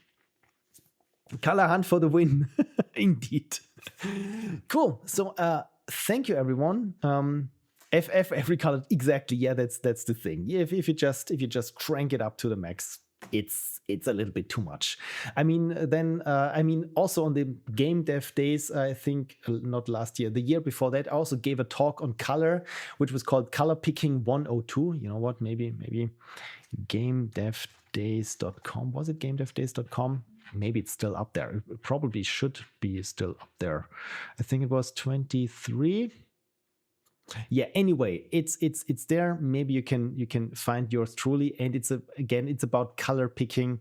This was the talk, Color Picking 102, where it's how to pick colors for your game, how to pick a palette, what makes so essentially we all know, no matter how good your game is, if it looks not very appealing at first glance, it's super hard for people to just get over how your game looks and to really get to the meat of it, because it's so much easier. It's like swallowing a bitter pill, but of course, if it's coated in sugar, it's not bitter. And what is the bitterness about the game? Well, it's the learning curve, right? Hey, I know that woman. Didn't she interview Joe Blow? You mean Joey Prink that we've seen? Because she's also one of the organizers of the GameDev Days Graz. She's from the TU Graz. And I'm not sure if she interviewed Joe Blow, but chances are she did, because she's very well connected. It feels like she's pretty much everywhere sometimes. And it's super cool to have someone who's very passionate about this whole games business and also women in tech business, and being just everywhere and so well liked and connected. Oh yes, yeah, I didn't know that. Okay. In 2017, John Blow we had at the GameDev Days. That's pretty cool. I mean, John Blow is I've started to distance myself from him. I mean, on one hand, he's a brilliant game developer or game designer, and again, very, very cerebral about it. But of course, he has certain takes. It's a bit like with John Carmack, where these kinds of super smart cookies develop some weird things about or ideas about society and everything, and I don't like it. But again, from a pure artistic point and design point, John Blow has been also to me a big influence. Yeah, Carmack. What about him? Yeah, Carmack also was, I think, some Corona stuff, or I don't recall it precisely what it was, but it was like when I read this it was still back on Twitter back then, where I thought, I'm not sure I want to keep following this guy, because on one hand, when he posts this techie stuff, I only understand, I don't know, the articles between the words, if I'm lucky. And if he posts something that I understand, it was just some weird take on society and COVID and anti-vaxxers, something this. And John Blow has also been a little bit misogynist at points, or retweeting certain right troll accounts or something. Yeah, it's just like where you feel like, I don't like this, and this is why I dropped certain people from my stream. Yeah. Anyway, it's GDD. There we go. Oh, thank you, Kersey. See, I completely forgot about this myself. Thank you so much for remembering this. Video recording starts at okay, and there it is. You know what? Maybe I should download this then. Yeah, this was Anton who overshot with his talk, and this is why my talk was a little bit faster than his, so that I could catch up a little bit. Yeah, this is where my talk starts. Right. So if you want to follow along with the slides, they are also here as a PDF version. Yes, it's 20 megabytes because I love to put big images into my slides. And there are some resources that I mentioned, like for color scheme designers. And when it comes to color blindness, of course, I mentioned the talk of the art direction of No Man's Sky. And yeah, again, there's everything. So thank you, Kersey Boop, for remembering that this thing exists. Right, it's GDD and not GDC. This I always mix up because the Game Dev Days, GDD is also the game design document. And whenever I want to say GDD for a game design document, I usually say GDC, and yeah, it's too many similar sounding abbreviations. Right. Oh, Kersey had a bookmark. You know what? Probably I should bookmark this myself and make sure that I don't lose it again. So thank you for bookmarking this. Really, I had completely forgotten about this. Maybe I should put it on archive.org or something in case people are interested in this. Okay, and Shmonats has bookmarked it now. Wonderful. So I think this concludes today's stream. Since I have now the window wide open, also the fans in my CPU, on my CPU and GPU are now whisper quiet and I'm freezing. So I probably should start and try to wrap this up. Again, my stream deck is not working. There we go. Very, very subtle switch. So while the automated unicorn has a sip of my coffee while nobody is looking, I want to say thank you for everyone who joined today, who is here. Again, thank you for the raid with one raider. Hey, I take every raid that I get. It's always nice to have new people here and hopefully find joy in all the weird things that I do right now. It's even more rambling and playing Ludum Dare games. So next week, again, the stream will be on Sunday. I'm not quite 100% sure if I can make it because I have a very busy Sunday before, but I will try because, I still have to play Frank's and Balimar's game. And Shmonats, again, thank you very much. And they say Gut's Nächtle. They say Gut's Nächtle probably to Germany. And again, thank you for submitting your game and being active in the chat. And just taking part here and spending the evening with us. Kersey says a good LD game so far. Yes, indeed. And again, with Commander Stitch's game, it's always trademark insanity, and you never know what you get, but it's always on some level weird, and as weird as it's enjoyable. So yeah. You know me, I don't know how to wrap things up, and it's even worse when I can't trust my stream deck to hit the right thing. So I place my mouse pointer now over the scene that I want to switch to, and I say thank you, enjoy your weekend. Thank you for submitting your LD 58. Is it 58 or was it 59? 58 games, and see you hopefully next Sunday. Bye-bye.